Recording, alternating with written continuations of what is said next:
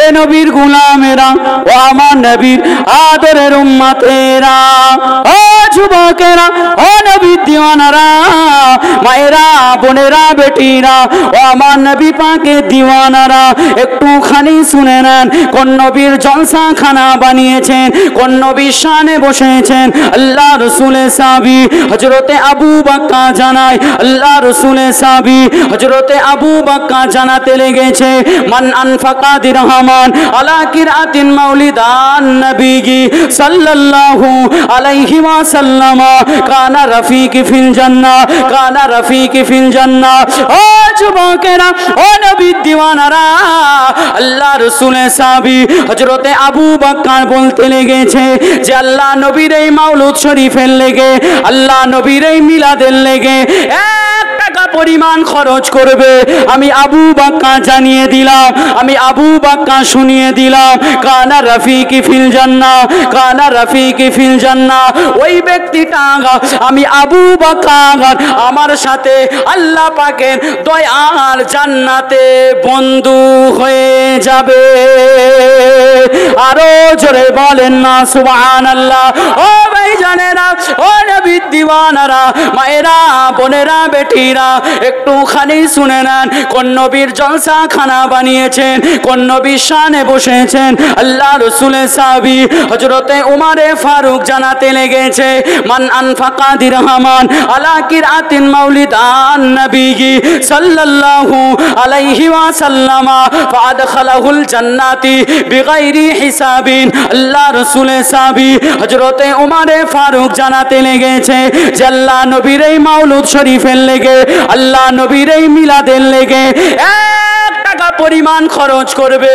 আমি হযরতে উমার জানিয়ে দিলাম, ওই ব্যক্তিটা বিনা হিসাবে আল্লাহ পাকের দয়ার জান্নাতে চলে যাবে।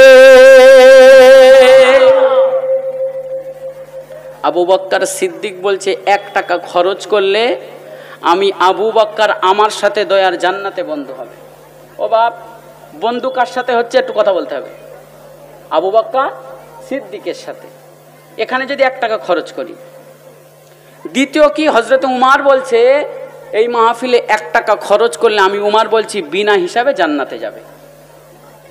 দুটো কথা এক জায়গায় রাখবেন। এবারে আমার আপনার যে এই মাহফিলে 1 টাকা খরচ করার জন্য বন্ধু হচ্ছে আবু বকর সিদ্দিকের সাথে। এবারে আপনারা বলেন আবু বকর সিদ্দিক জান্নাতি না জাহান্নামী? জান্নাতি না জাহান্নামী? আল্লাহ রসুল বলেছে, বুখারী শরীফের বর্ণনা, আল্লাহর হাবিব বলছে, আল মারউ মা মান আহাব্বা, যে ব্যক্তিটার সাথে যার মহাব্বত ভালোবাসা, আল্লাহ পাক ওই ব্যক্তিটার সাথে হাসর নাসর করবে। জোরে বলেন সুবহানাল্লাহ। তাহলে আমার আপনার বন্ধু যদি এখানে 1 টাকা খরচ করে আবু বকর সিদ্দিকের সাথে হয়, ও ভাই বন্ধু কার সাথে করে বলেন তো? যার সাথে যার মহাব্বত, যাকে ভালো লাগে তার সাথেই বন্ধু করে। তাহলে বন্ধু যদি আমার আপনার আবু বকর সিদ্দিকের সাথে হয়, বেশক এই নসিব এটা বলতে পারি এখানে 1 টাকা খরচ করলেও আমি একদিন জান্নাতে যাব। জোরে বলে। তাহলে এখানে বসার লাভ আছে না নাই? এ ওয়াজ তো আমি আপনি করিনি, এ ওয়াজ করেছে সিদ্দিকে আকবর আবু বকর। এ ওয়াজ তো আমি আপনি করিনি, এ ওয়াজ করেছে জামানার পীর মুজাদ্দিদুজ জামান। এ ওয়াজ আমি করিনি, এ ওয়াজ দিন দুনিয়ার বাদশাহ হাবিবুল্লাহ করেছে। জোরে বল।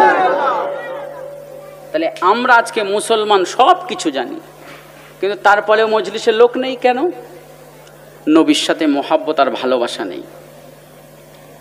যাদের ভালোবাসা নবীর সাথে থাকতো, ও বাপ, আপনার কি মনে হচ্ছে এই মাহফিল বাদ দিয়ে অন্য কোথাও থাকতে পারতো?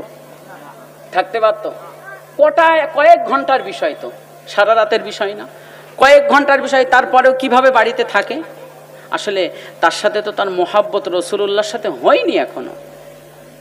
তাহলে তুমি মুসলমান দাবি করছো, আজকে তোমার অকাপ চলে যাচ্ছে, বিভিন্ন জিনিস চলে যাচ্ছে, তাই নিয়ে তুমি বলছো এত কিছু হয়ে যাচ্ছে, অকাপ আমার চলে যাচ্ছে, কি হবে কি হবে?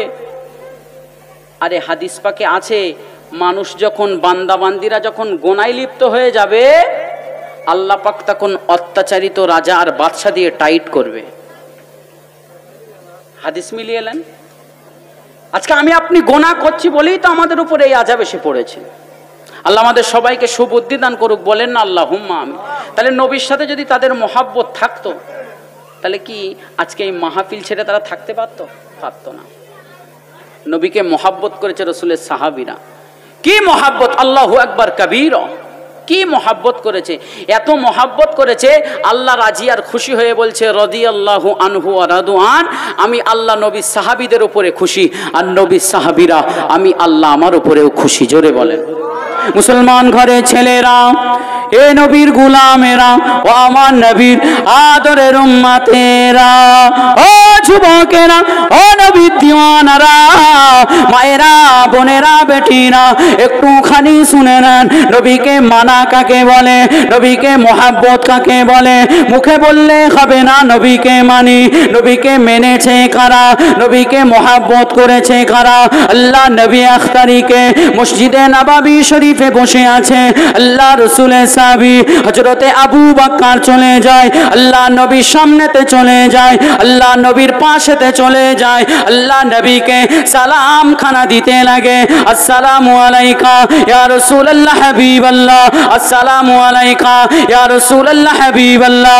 আল্লাহ নবী সালামের জবাব খানা দিলেন, আল্লাহ নবী উত্তর খানা দিয়ে দিলেন। আল্লাহ নবী বললেন, ও বাবাজি আবু বকর, কেন কাঁদো বাবা, তোমার চোখেতে কেন পানি বাবা, তুমি কাঁদো কেন বাবা। আল্লাহ রসুলের সাহাবী হযরতে আবু বকর বলেছিলেন, ইয়া রাসূলুল্লাহ হাবিবাল্লাহ, ইয়া রাসূলুল্লাহ হাবিবাল্লাহ, আল্লাহ পাকের নবী আমি আবু বকর, আমার জীবনে দুটো তামান্না, আমি আবু বকর, আমার জীবনে দুটো বাসনা। আল্লাহ নবী বলেছিলেন, ও বাবাজি আবু বকর, ও বাবাজি আবু বকর, তোমার দুটো তামান্না কি বাবা, তোমার দুটো বাসনা কি বাবা। আল্লাহ রসুল জিজ্ঞাসা করা মাত্র আল্লাহ রসুলের সাহাবী হযরতে আবু বকর জজ্জা করে কাঁদে। আল্লাহ নবী বললেন, ও বাবাজি আবু বকর, কেঁদো না বাবা, কেঁদো না বাবা, তোমার দাবিগুলো বলো বাবা, তোমার দাবিগুলো বলো বাবা। আল্লাহ রসুলের সাহাবী হযরতে আবু বকর বলেছিলেন, ইয়া রাসূলুল্লাহ হাবিবাল্লাহ, আপনি আমার নবী, আমি আপনার সাহাবা, আমি আবু বকর, আমার জিন্দেগিতে আমার জীবনে যা কিছু আপনার কাছে চেয়েছি আপনি সব দিয়েছেন। ইয়া রাসূলুল্লাহ হাবিবাল্লাহ, আমি আবু বকর, আমার জীবনের সেই দুটো দাবি। আল্লাহ নবী বললেন, ও বাবাজি আবু বকর, সেই দুটো দাবির প্রথম দাবিটা কি? আল্লাহ রাসূলের সাহাবী হযরতে আবু বকর বলেছিলেন, ইয়া রাসূলুল্লাহ হাবিবাল্লাহ, আমি আবু বকর, জীবনের প্রথম দাবি আমি আবু বকর, আমার মন খানা চাই, আমার চোখ খানা চাই, ইয়া রাসূলুল্লাহ ইয়া হাবিবাল্লাহ, সব সময় যেন আপনার চাঁদ চেহারা খানা আমি আবু বকর দেখতে পাই। আরো জোরে বলেন না সুবহান। ও ভাইজানেরা, ও নবীর দিওয়ানারা, আল্লাহ নবী বলেছিলেন, ও বাবাজি আবু বকর, ও বাবাজি আবু বকর, আমি নবী, আমাকে দেখলে তোমার কি লাভ হয় বাবা, আমি নবী, আমাকে দেখতে পেলে তোমার কি উপকার হয় বাবা। আল্লাহ রসুলের সাহাবী হযরতে আবু বকর আল্লাহ নবীর কদম খানা ছুঁয়ে দিয়েছিলেন, আসসালামু আলাইকা ইয়া রাসূলুল্লাহ হাবিবাল্লাহ, আসসালামু আলাইকা ইয়া রাসূলুল্লাহ হাবিবাল্লাহ। আল্লাহ পাকের নবী আমি আবু বকর, ইরাহু ইয়া রাসূলুল্লাহ, ইরাহু ইয়া রাসূলুল্লাহ, যখন আপনার চার চেহারা খানা আমি আবু বকর দেখি, যখন আপনার চেহারা খানা আমি আবু বকর দেখি, ফালিয়ানজুরিল জান্নাহ ইয়া রাসূলুল্লাহ হাবিবাল্লাহ, সঙ্গে সঙ্গে আমি আবু বকর আল্লাহ পাকের দয়ার জান্নাত দেখতে পাই। আরো জোরে বলেন না সুবহান। ইয়া রাসূলুল্লাহ, জীবনের দুটো দাবি, দুটো দাবির প্রথম দাবি এ আবু বকরের নজর চাই সব সময় যেন আপনাকে দেখি। জোরে হলো না? ও বাপ, আমি আপনি উম্মাত হয়ে গেলাম, একটাবারও মনে আশা জাগলো না যে নবীকে একটু দেখব।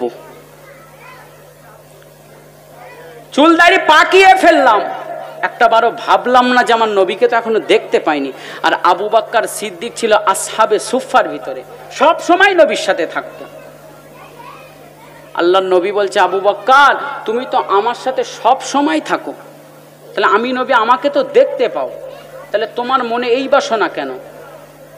আবু বকর সিদ্দিক বলেছিলেন, ইয়া রাসূলুল্লাহ, আপনাকে আমি মাঝে মাঝে দেখি, সব সময় থাকি, ঠিক আছে, ইয়া রাসূলুল্লাহ, আমি আবু বকর, আমার মনের ইচ্ছার বাসনা, আমি আবু বকর চাই আমার জীবনের যতটা আল্লাহ হায়াত দিয়েছে সব সময় আপনার সাথে থাকতে চাই। জোরে বলেন।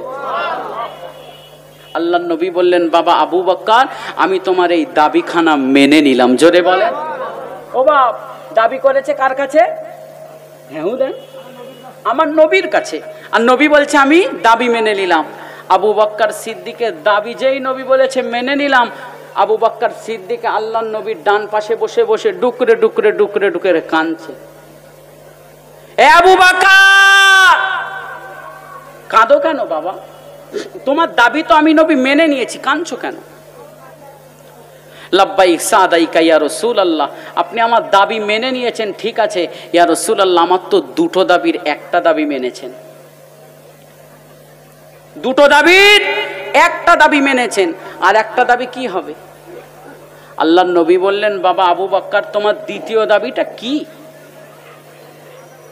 দ্বিতীয় দাবিটা কি? আবু বকর সিদ্দিক ডুকরে কেঁদে উঠে বলেছে, ইয়া রাসূলুল্লাহ, হাবিব আল্লাহ, আমি আবু বকরের দ্বিতীয় দাবি, আল্লাহ আবু বকরকে যা ধন সম্পদ দিয়েছে, যা টাকা পয়সা আল্লাহ আবু বকরকে দিয়েছে, সব টাকা পয়সাগুলো আল্লাহ আল্লাহর রাসূলের রাস্তায় খরচ করতে চাই। জোরে বলে। জোরে হলো না? ও বাপ, আমার আলোচনায় আপনাদের অসুবিধা লাগছে? যদি আপনারা বলেন যে অন্যদিকে আলোচনা করতে করবো, অসুবিধা হচ্ছে? ইয়া রাসূলুল্লাহ, আমার জীবনে যা টাকা আছে আবু বকরের ইচ্ছা ওই টাকা সব আপনার আর আল্লাহর রাস্তায় খরচ করব। ও বাপ, আল্লাহ তো আমাকে 10টা টাকা দিলেও দিয়েছে, একদিনও মনের ভিতরে এটা হয়েছে যে আল্লাহ আমাকে যা দিয়েছে সব না করি হাফ অন্তত আল্লাহ রাস্তায় করব, হয়েছে? এটাই হলো দুনিয়ার নবী সাহাবীদের সাথে আমার আপনার পার্থক্য। বললে হবে না যে নবী আমাদের মতো মানুষ, সাহাবীরা আমাদের মতো, না না, ভুল বুঝো না, সাহাবীরা সাহাবীদের মতো। এমনি আল্লাহ তাদের শানে কোরআনের আয়াত নাজিল করেনি। আল্লাহ পাক কোরআন শরীফের ভিতরে জিকির করছে আমিনু কামা আমানান নাস। এই নাসের তাফসীর করতে গিয়ে আল্লামা জালালউদ্দিন সৈয়দী রহমাতুল্লাহ আলাইহি তার লেখা কিতাব তাফসীরে জালালাইনের ভিতরে লিখছে, নাস আই আসহাবিন নবী, নাস মানে নবী সাহাবীরা, তথা ঈমান যদি আনতে হয় আমার নবী সাহাবীরা যেমন ঈমান এনেছে তেমন ঈমান আনো। জোরে বলে। এমনি আল্লাহ তাদের শান উঁচু করেনি, আল্লাহ তাদের মাকাম এমনি উঁচু করেনি, মানার মতো মেনেছিল। ঠিক তার কিছুদিন পরে আল্লাহ নবী মসজিদে নববীতে বক্তব্য করতে করতে বলছে, এই বাবা সাহাবীরা, আমি নবী তাবুকের যুদ্ধে যাব, কিছু টাকার প্রয়োজন হবে। তাবুকের যুদ্ধ হিজরি সনের 9ম হিজরিতে হয়েছিল, যেটা আল্লাহ নবী সর্বশেষ যুদ্ধ করেছে তার নাম তাবুকের যুদ্ধে। এই সাহাবীরা তাবুকের যুদ্ধে যাব, অল্প অল্প কিছু কিছু করে মাল লাগবে। হযরতে উমর বাড়িতে চলে গিয়ে নিজের স্ত্রীকে ডেকে বললেন, বাড়িতে যা কিছু মাল আছে সব মালগুলোকে এক জায়গায় করে দুটো ভাগ করো, একটা নিজের ঘরে রেখে দাও, একটা রসুলের কাছে নিয়ে যাব।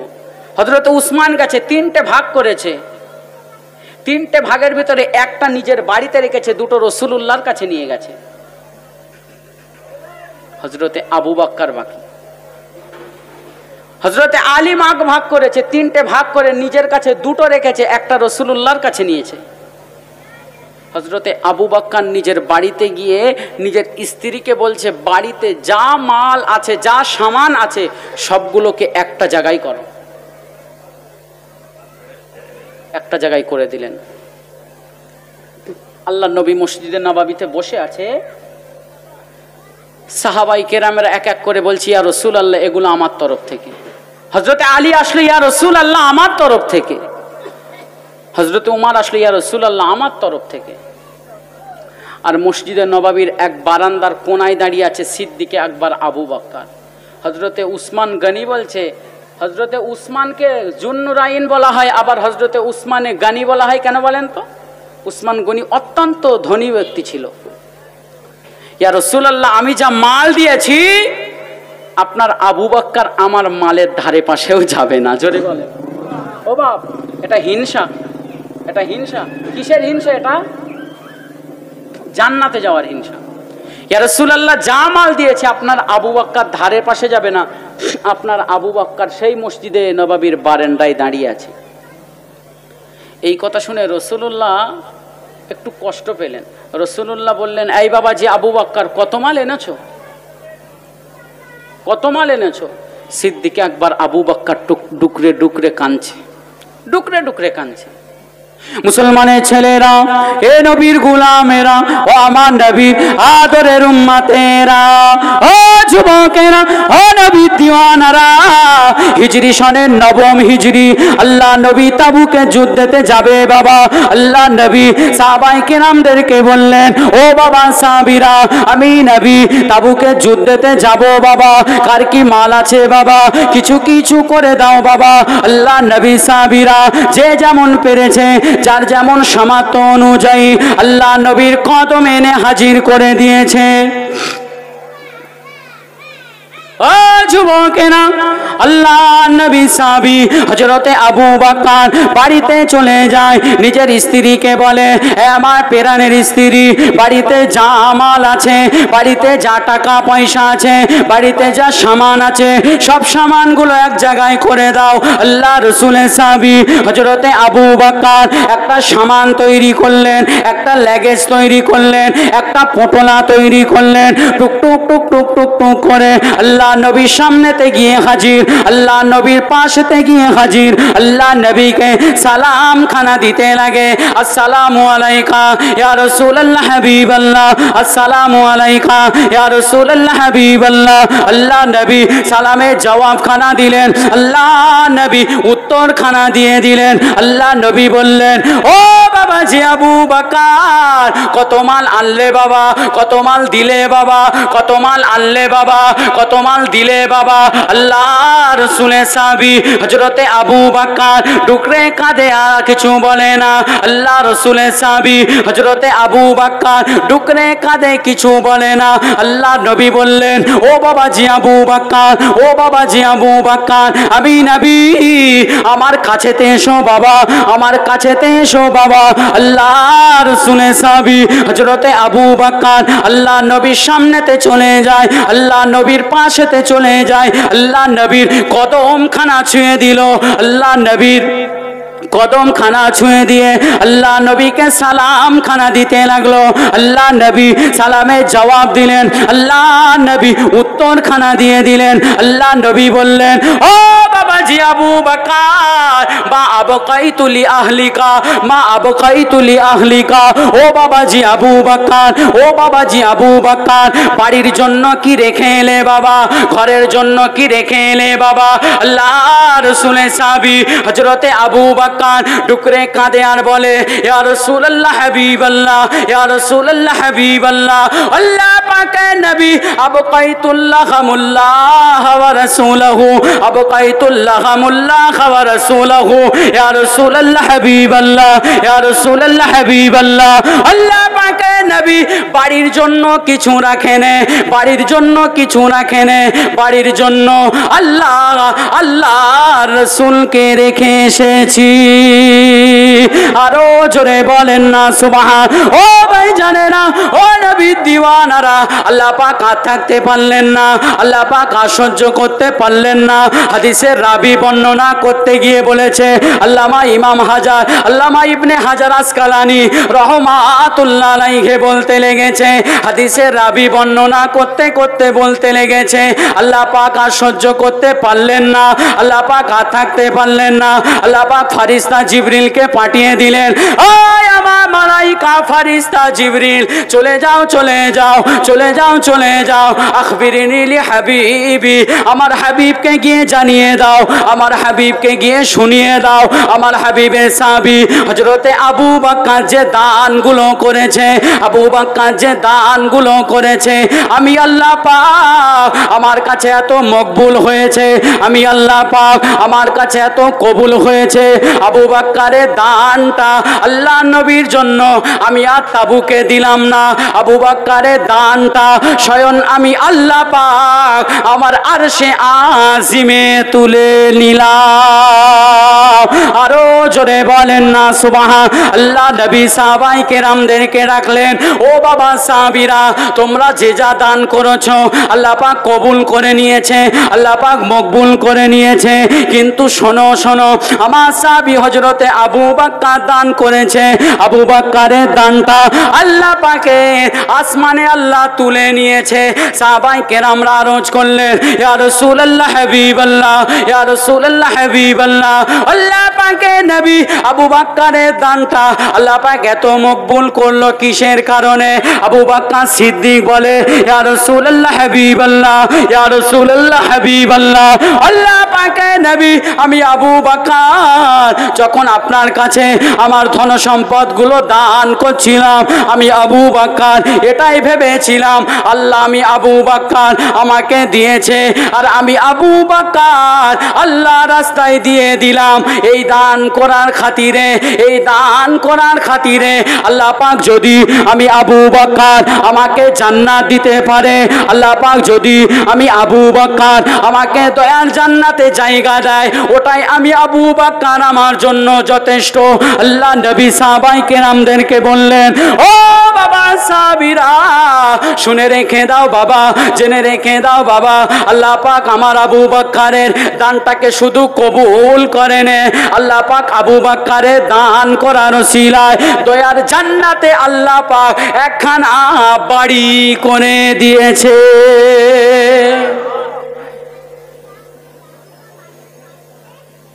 এক টাকা আবু বকর সিদ্দিক এত দান করেছে, ওই পোটলা নিয়ে রসুলের কদমে হাজির যেই হয়েছে, ফারিস্তা জিবরিল এসে বলছে আল্লাহ এত কবুল করেছে, আবু বকরের ওই দানটাকে আল্লাহ পাকের আরশে আজিমে আল্লাহ তুলে নিয়েছে। জোরে বলেন, সবাই মিলে বলেন। তাহলে মানার মতো মেনেছে। কে চেয়েছিল দান? কে চেয়েছিল? রসুলুল্লাহ চেয়েছিল। রসুলুল্লাহ বলেছিল তাবুকের যুদ্ধে যাব, তাই কেউ কিছু কিছু করে দাও। রসুলুল্লাহ চেয়েছে, আর আমার বাড়িতে আমি জিনিসপত্র রাখবো কেমন করে? যদি অন্য কেউ চেত এ দান আমি দিতাম না, সব দিতাম না, কিছু অন্তত রাখতাম। কিন্তু লাউলাকা লাম্মা খালাকতুল আফলাক, আল্লাহ যার ওসিলায় আমাকে এত দূর আনলেন, যার ওসিলায় আল্লাহ আমাকে টাকা পয়সা ধন সম্পদ দিয়েছে, সেই আল্লাহ চেয়েছে আমি কেমন করে আমার কাছে রাখি। এর নাম মানা, এর নাম মানা। আমরা শুধু বলি মানি মানি মানি, কিন্তু আমরা কি আদেও মানতে পেরেছি? কি গো বাপ, মানতে পেরেছি না? আল্লাহ আমাদের সোনার থেকে সুবুদ্ধি দান করুক, বলেন না আল্লাহুম্মা। আমার আলোচনায় কষ্ট লাগছে, কষ্ট লাগছে, একটু তকবীর দেন তো, নারাই তকবীর। এতে ওয়াজ হয়। প্রথমে নাই লোকজন ছিল না, গোটা কত তো লোক হয়েছে, একটু জোরে দেন নারাই তকবীর, আরো জোরে দেন নারাই তকবীর, নারাই তকবীর। সিলসিলায় মুজাদ্দিদুজ জামান, সিলসিলায় মুজাদ্দিদুজ জামান, দরুদ শরীফ আল্লাহুম্মা।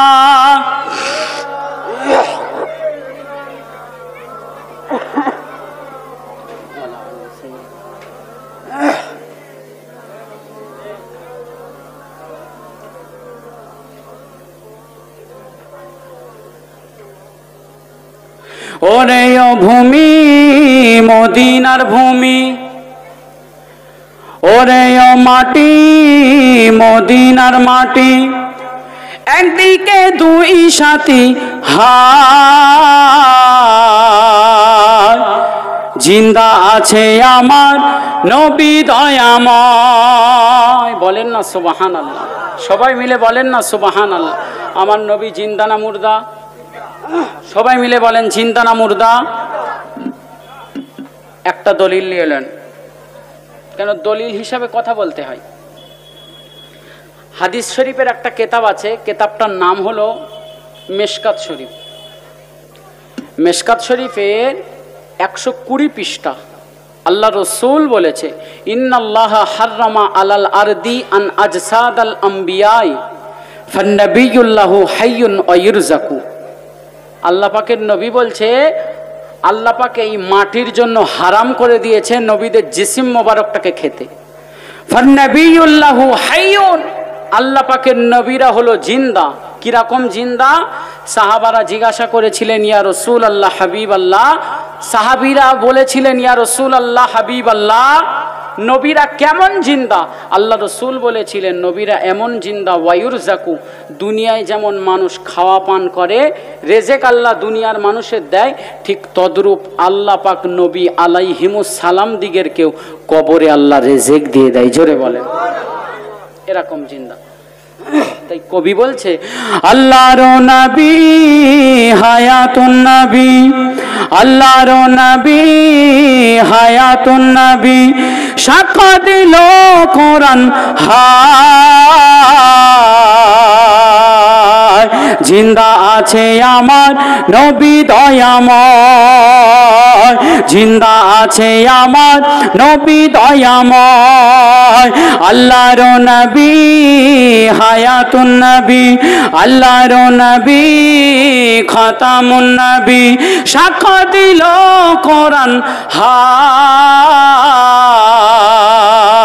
জিন্দা আছে আমার নবী দয়াময়, জিন্দা আছে আমার নবী দয়াময়, সাহাবাদের নিয়ে নবী মদিনায় ঘুমায়, উম্মতের জন্য নবী কাঁদে সব সময়, সাহাবাদের নিয়ে নবী মদিনায় ঘুমায়, উম্মতের জন্য নবী কাঁদে সব সময়, মদিনাতে দেখতে পাবি নবীজির ওই স্মৃতি সবই, সেই স্মৃতিতে চুমা খেলে গোনা ধুয়ে যায়, জিন্দা আছে আমার নবী দয়াময়, জিন্দা আছে আমার নবী দয়াময়, পাখির মতো থাকলে ডানা উড়িয়া যাইতাম, রওজাতে গিয়ে আমি চুমা খাইতাম, কেঁদে কেঁদে বলতাম আমি শুনি তো যে আমার নবী, কেঁদে কেঁদে বলতাম আমি শুনি তো যে আমার নবী, নবী ছাড়া রোজা সরে পার হওয়া দায়, জিন্দা আছে আমার নবী দয়াময়, জিন্দা আছে আমার নবী দয়াময়, আল্লাহর নবী হায়াতুন নবী, আল্লাহর নবী খাতামুন নবী, সাক্ষ্য দিল কোরআন হায়, জিন্দা আছে আমার নবী দয়াময়, আল্লাহুম্মা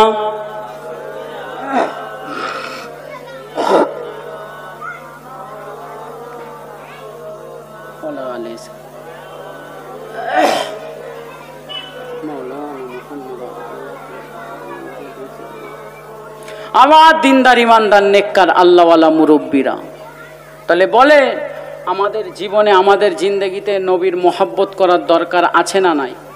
আছে না নাই? নবীর মোহাব্বত অবশ্যই দরকার। আপনি আমাকে বলতে পারতেন যে আপনি নামাজ, রোজা, হজ, জাকাত, তসবি, তাহালিল, জিকির, আজকার, মুরাকাবা, মুশাহেদা সেসব কথা না বলে কেন আপনি নবীর কথা বলছেন? ও বাপ, একটা কথা ভালো করে বোঝেন তো, আমার নবী যদি ধরার জমিনে না আসতো আপনার কি মনে হয় নামাজ রোজা হতো? হতো? একটা কথা শুনেলেন, মাল ফারকু বাইনাল হাবিবি ওয়াল খালিল। ও বাপ, হাবিব মানে কি বলেন তো? বন্ধু। আমার রসুলকে কি বলা হয়? হাবিবুল্লাহ, মানে আল্লাহর বন্ধু। আর ইব্রাহিম নবীকে কি বলা হয়? ইব্রাহিম খলিলুল্লাহ। ইব্রাহিম নবী হল আল্লাহর বন্ধু, আর আমার নবী হলো আল্লাহর বন্ধু। হাবিব আর খালিলের মানে হলো বন্ধু। তো মুহাদ্দিসিনগণ ব্যাখ্যা করতে করতে লিখেছে হাবিব কাকে বলা হয় আর খালিল কাকে বলা হয়। ব্যাখ্যা করতে করতে বলছে খালিল বলা হয় যে ব্যক্তিটা আল্লাহর সাথে বন্ধু করতে চায়, তাকে কি বলা হয়? খালিল বলা হয়। তো ইব্রাহিম খলিলুল্লাহ, ইব্রাহিম নবী আল্লাহর সাথে মহব্বত করতে চেয়েছিল, ওই জন্য ইব্রাহিম নবীকে বলা হয় ইব্রাহিম খলিলুল্লাহ। ভালো করে বুঝবেন। আর আল্লাহ পাক আমার নবীর শান মান এত দিয়েছে, আমার নবীকে বলা হয় হাবিবুল্লাহ। আর মুহাদ্দিসিনগণ বলছে হাবিবুল্লাহ তাকেই বলা হয় আল্লাহ পাক স্বয়ং যার সাথে মহব্বত করে তাকে বলা হয় হাবিবুল্লাহ। জোরে বলেন। আমার নবীর শান, এটা আমার নবীর মান, এটা আমার নবীর মর্যাদা, এটা আমার নবীর মর্তবা। মুসলমান ঘরে ছেলেরা, এ নবীর গোলামেরা, ও আমার নবীর আদরের উম্মতেরা, ও যুবকেরা, ও নবীর দিওয়ানারা, মায়েরা, বোনেরা, বেটিরা, আল্লাহ পাক আমার নবীর কি শান দিয়েছে, আল্লাহ পাক আমার নবীর কি মর্যাদা খানা দিয়েছে। আল্লাহ পাকের কোরআন, আল্লাহ পাকের কোরআনে আল্লাহ পাক জিকির করতে লেগেছে, আল্লাহ পাক বলতে লেগেছে, ইয়া আইয়ুহাল্লাযীনা আমানু লা তারফাউ আসওয়াতাকুম ফাওকা সাওতিন নবী। আল্লাহ পাকের কোরআন, কোরআন শরীফ 26 নম্বর পারা, সূরার নাম সূরাতুল হুজরাত, 2 নম্বর আয়াত। আল্লাহ পাক জানিয়ে দিয়েছে, ইয়া আইয়ুহাল্লাযীনা আমানু লা তারফাউ আসওয়াতাকুম ফাওকা সাওতিন নবী। আল্লাহ পাকের কোরআনে আল্লাহ পাক জানিয়ে দেয়, এ দুনিয়া মানুষেরা, আমি আল্লাহ পাক জানিয়ে দিলাম, আমি আল্লাহ পাক শুনিয়ে দিলাম, তোরা যারা কথা বলবি, তোরা যারা ইবাদত করবি, তোরা যারা আমার রাসূলুল্লাহ সম্মুখে কথা বলবি, যখন দেখবি আমার রাসূলুল্লাহ আছে, আমার রাসূলুল্লাহর আওয়াজের থেকে তোদের আওয়াজটা যেন উঁচু না হয়। কোরআনের বাংলা বাংলি মানে কি? যে আমার নবীর আওয়াজের, নবীর ভয়েসের থেকে যেন তোমাদের ভয়েসটা উঁচু না হয়। ও ভাই, এর ফলে কেউ খানাই কাবার মেহমান আছেন? খানাই কাবা রাসূলুল্লাহর রওজা শরীফে আজও লেখা আছে ওই আয়াত, ইয়া আইয়ুহাল্লাযীনা আমানু লা তারফাউ আসওয়াতাকুম ফাওকা সাওতিন নবী। কোরআন শরীফ 26 পারা, 49 নম্বর সূরা, 2 নম্বর আয়াত। আল্লাহ পাক জিকির করছে, আমার হাবিবের থেকে যেন তোদের আওয়াজটা বেশি উঁচু না হয়। কে বলেছে? আল্লাহ পাক বলেছে। এটা আল্লাহ পাক কোরআন শরীফে জিকির করেছে। ও বাপ, এবারে শোনেন, আল্লাহ রসুলের একজন সাহাবী ছিল, সাহাবীটার নাম হলো হযরতে সাবেত ইবনে কায়েস। হযরতে সাবেত ইবনে কায়েস আল্লাহ রসুলের সম্মুখে একদিন কথা বলছে, কথা বলতে বলতে বলতে বলতে একটু উঁচু করে ফেলেছে, একটু রসুলের ভয়েজের থেকে একটু উঁচু ভয়েজে কথা বলে ফেলেছে। আল্লাহ পাক আর সহ্য না করতে পেরে এই সাবেত ইবনে কায়েসের উপরে এই আয়াত নাজিল করেছে, যে আমার হাবিবের থেকে যেন কথার আওয়াজ উঁচু না হয়। এই আয়াতের কথা যেই রাসূলুল্লাহ সাহাবাই কেরামদেরকে শুনিয়ে দিলেন, সাহাবাই কেরামেরা বলছি, ইয়া রাসূলুল্লাহ, যদি আপনার সাহাবীদের কথা আপনার কথার আওয়াজের থেকে একটু উঁচু হয়ে যায়, কি অসুবিধা আছে? প্রশ্নটা কি ভুল করেছে না ঠিক করেছে? ঠিক করেছে তো, যে যদি উঁচু হয়ে যায় তাহলে কি ক্ষতি আছে? এই প্রশ্ন রাসূলুল্লাহ সাহাবীরা রাসূলুল্লাহর কাছে করেছে, আর রাসূলুল্লাহ যেই এই প্রশ্ন শুনেছে চুপটি মেরে আছে, ওদিকে ফারিস্তা জিবরিল এসে বলছে, হাবিব, আল্লাহ পাক আয়াত নাজিল করেছে, যারা আপনার কথার আওয়াজের থেকে উঁচু স্বরে কথা বলবে, আন তাহাবাতা আমালুহুম, আল্লাহ তাদের আমলগুলোকে নষ্ট করে দেবে। এই কথা যেই সাবেত ইবনে কায়েস শুনেছে, সাবেত ইবনে কায়েস বলছে, আস্তাগফিরুল্লাহ, আমি সাবেত ইবনে কায়েস মুনাফিক হয়ে গেছি, বেঈমান হয়ে গেছি, শুধু নবীর শানে একটু উঁচু কথা বলে ফেলেছে, আমি আর ঈমানদার নেই, আমি বেঈমান হয়ে গেছি। এই কথা যেই বললেন, এই কথা যেই শুনলেন, রাসূলুল্লাহ দরবার ছেড়ে বাড়িতে চলে গেছে। মসজিদের নববীতে 2-3 দিন আর আসে না। মুসলমানের ছেলেরা, এ নবীর গোলামেরা, ও আমার নবীর আদরের উম্মতেরা, ও যুবকেরা, ও নবীর দিওয়ানারা, মায়েরা, বোনেরা, বেটিরা, একটুখানি শুনে নেন, আল্লাহ পাক আমার নবীর শানকে কত বাড়িয়েছে। আল্লাহ পাক কোরআনের আয়াত নাজিল খানা করে দিলেন, ইয়া আইয়ুহাল্লাযীনা আমানু লা তারফাউ আসওয়াতাকুম ফাওকা সাওতিন নবী। আল্লাহ পাকের আয়াত নাজিল হয়ে গেল।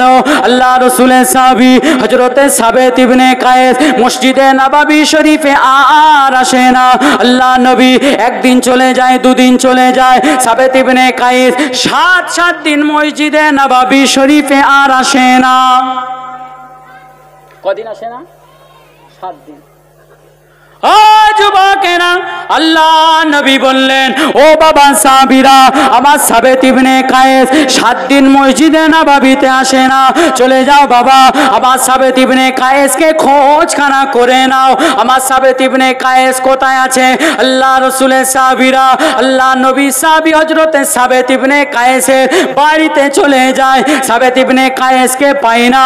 সাবেত ইবনে কায়েসের স্ত্রী বলে, সাবেত ইবনে কায়েস পাহাড়ের চূড়াতে উঠে দাঁড়িয়ে আছে, পাহাড়ের চূড়াতে উঠে দাঁড়িয়ে আছে। আল্লাহ রাসূলের সাহাবীরা হযরতে সাবেত ইবনে কায়েসের কাছে গিয়ে বললেন, ওই সাবেত ইবনে কায়েস, কাঁদো কেন বাবা, কাঁদো কেন বাবা, আল্লাহ নবী তোমাকে ডেকেছে, আল্লাহ নবী তোমাকে ডেকেছে। আল্লাহ রাসূলের সাহাবী হযরতে সাবেত ইবনে কায়েস বলে, আমি যাব না, আমি যাব না, আমি বেঈমান হয়ে গেছি, আমি মুনাফিক হয়ে গেছি, আমার ঈমান নেই, আমার ঈমান নেই, আমি রাসূলুল্লাহর কথার আওয়াজে থেকে আমার কথাটা উঁচু করে ফেলেছি, আমি যাব না। আল্লাহ পাকের নবী সাহাবীরা আমার রাসূলুল্লাহর কাছে ফিরে আসে, আল্লাহ নবীকে সালাম খানা দিতে লাগে, আসসালামু আলাইকা ইয়া রাসূলুল্লাহ হাবিবাল্লাহ, আসসালামু আলাইকা ইয়া রাসূলুল্লাহ হাবিবাল্লাহ। আল্লাহ নবী সালামে জবাব খানা দিলেন, আল্লাহ নবী উত্তর খানা দিয়ে দিলেন। আল্লাহ নবী বললেন, ও বাবা সাহাবীরা, আমার সাবেত ইবনে কায়েস কোথায় বাবা, আমার সাবেত ইবনে কায়েস কোথায় বাবা। আল্লাহ নবী সাহাবীরা বলেছিলেন, ইয়া রাসূলুল্লাহ হাবিবাল্লাহ, ইয়া রাসূলুল্লাহ হাবিবাল্লাহ, আল্লাহ পাকের নবী আপনার সাবেত ইবনে কায়েস আমরা ডাকতে গিয়েছিলাম, সাবেত ইবনে কায়েস আসলো না। সাবেত ইবনে কায়েস বলল, সে নাকি বেঈমান হয়ে গেছে, সে নাকি মুনাফিক হয়ে গেছে। আল্লাহ নবী বললেন, ও বাবা সাহাবীরা, চলে যাও, চলে যাও, আমার সাবেত ইবনে কায়েসকে জানিয়ে দাও, আমার সাবেত ইবনে কায়েসকে শুনিয়ে দাও। আল্লাহ পাক সাবেত ইবনে কায়েসকে এত মহব্বত করে ফেলেছে। আল্লাহ রাসূলের সাহাবী হযরতে সাবেত ইবনে কায়েস আল্লাহ পাকের দরবারেতে এত কান্না কেঁদেছে, এত রোনাজারি করেছে। আল্লাহ পাক সাবেত ইবনে কায়েসের তওবাকে আল্লাহ পাক মকবুল করে নিয়েছে। ও বাবা সাহাবীরা, চলে যাও, চলে যাও, সাবেত ইবনে কায়েসকে জানিয়ে দাও, সাবেত ইবনে কায়েসকে শুনিয়ে দাও, তাকাব্বালাল্লাহু মিন তাকাদ্দামা মিন যামবিহি ওয়া মা তাআখারা। আল্লাহ পাক সাবেত ইবনে কায়েসের আগে পিছে সমস্ত গুনাহকে আল্লাহ পাক মাফ করে দিয়েছে, আল্লাহ পাক ক্ষমা করে দিয়েছে। আল্লাহ রাসূলের সাহাবীরা সাবেত ইবনে কায়েসের কাছেতে চলে যায়। সাবেত ইবনে কায়েসের কাছে গিয়ে বলে, ও ভাই সাবেত ইবনে কায়েস, কেঁদো না ভাই, কেঁদো না, কেঁদো না ভাই, কেঁদো না, তোমার চোখের পানি, তোমার রোনাজারি আল্লাহ পাক সহ্য করতে পারলো না, আল্লাহ পাক থাকতে পারলো না। তোমার চোখের পানিটা আল্লাহ পাক এত পছন্দ করেছে, আল্লাহ পাক এত মকবুল করেছে, আল্লাহ পাক তোমার জীবনের সমস্ত গুনাহকে আল্লাহ পাক মাফ করে দিয়েছে। আরো জোরে বলেন না সুবহান। ও ভাই জানে না, আল্লাহ রাসূলের সাহাবী হযরতে সাবেত ইবনে কায়েস ওখান থেকে ঘরেতে গেলেন না, ছুটে ছুটে চলে যায়, আল্লাহ নবীর সামনেতে চলে যায়, আল্লাহ নবীর পাশেতে চলে যায়, আসসালামু আলাইকা ইয়া রাসূলুল্লাহ হাবিবাল্লাহ। আল্লাহ নবী সালামে জবাব খানা দিলেন, আল্লাহ নবী উত্তর খানা দিয়ে দিলেন। আল্লাহ নবী বললেন, ও বাবাজি সাবেত ইবনে কায়েস, কেন কেঁদো, তোমার চোখেতে কেন পানি বাবা, তোমার চোখেতে কেন পানি বাবা। আল্লাহ রাসূলের সাহাবী হযরতে সাবেত ইবনে কায়েস আল্লাহ নবীর কদম খানা ছুঁয়ে দিলেন, লাব্বাইক সাদাইকা ইয়া রাসূলুল্লাহ, লাব্বাইক সাদাইকা ইয়া হাবিবাল্লাহ। আল্লাহ পাকের নবী, আমি সাবেত ইবনে কায়েস আপনার কথার আওয়াজে থেকে আমার কথার আওয়াজটা একটু উঁচু করে ফেলেছিলাম, ইয়া রাসূলুল্লাহ হাবিবাল্লাহ, ইয়া রাসূলুল্লাহ হাবিবাল্লাহ। আল্লাহ পাক আমি সাবেত ইবনে কায়েসকে ধ্বংস করেছিল, আল্লাহ পাক আমি সাবেত ইবনে কায়েসকে বরবাদ করে দিয়েছিল, কিন্তু আমি সাবেত ইবনে কায়েস আল্লাহ পাকের দরবারেতে আল্লাহ পাকের কাছে এত কান্না কেঁদেছি, এত রোনাজারি করেছি, আল্লাহ পাক আমি সাবেত ইবনে কায়েসের গুনাহগুলোকে আল্লাহ মাফ করে দিয়েছে। আল্লাহ নবী এই কথা শোনা মাত্র সাবেত ইবনে কায়েসকে বললেন, ও বাবা হাজী সাবেত ইবনে কায়েস, দুঃখ নিও না বাবা, কষ্ট নিও না বাবা, আল্লাহ পাক শুধু তোমার গুনাহকে মাফ করে নে, আল্লাহ পাক শুধু তোমার গুনাহকে মাফ করে দেয় নে। সঙ্গে সঙ্গে আল্লাহ পাকের ফারিস্তা জিবরিল এসে জানিয়ে দিল, জিবরিল এসে শুনিয়ে দিল, ইয়া রাসূলুল্লাহ হাবিবাল্লাহ, ইয়া রাসূলুল্লাহ হাবিবাল্লাহ, আল্লাহ পাকের নবী আপনার সাহাবী সাবেত ইবনে কায়েস আল্লাহ পাকের কাছে এত তওবা করেছে, ওই তওবা করার খাতিরে আল্লাহ পাক সাবেত ইবনে কায়েসের জন্য দয়ার জান্নাতে আল্লাহ পাক একখানা ঘর করে দিয়েছে।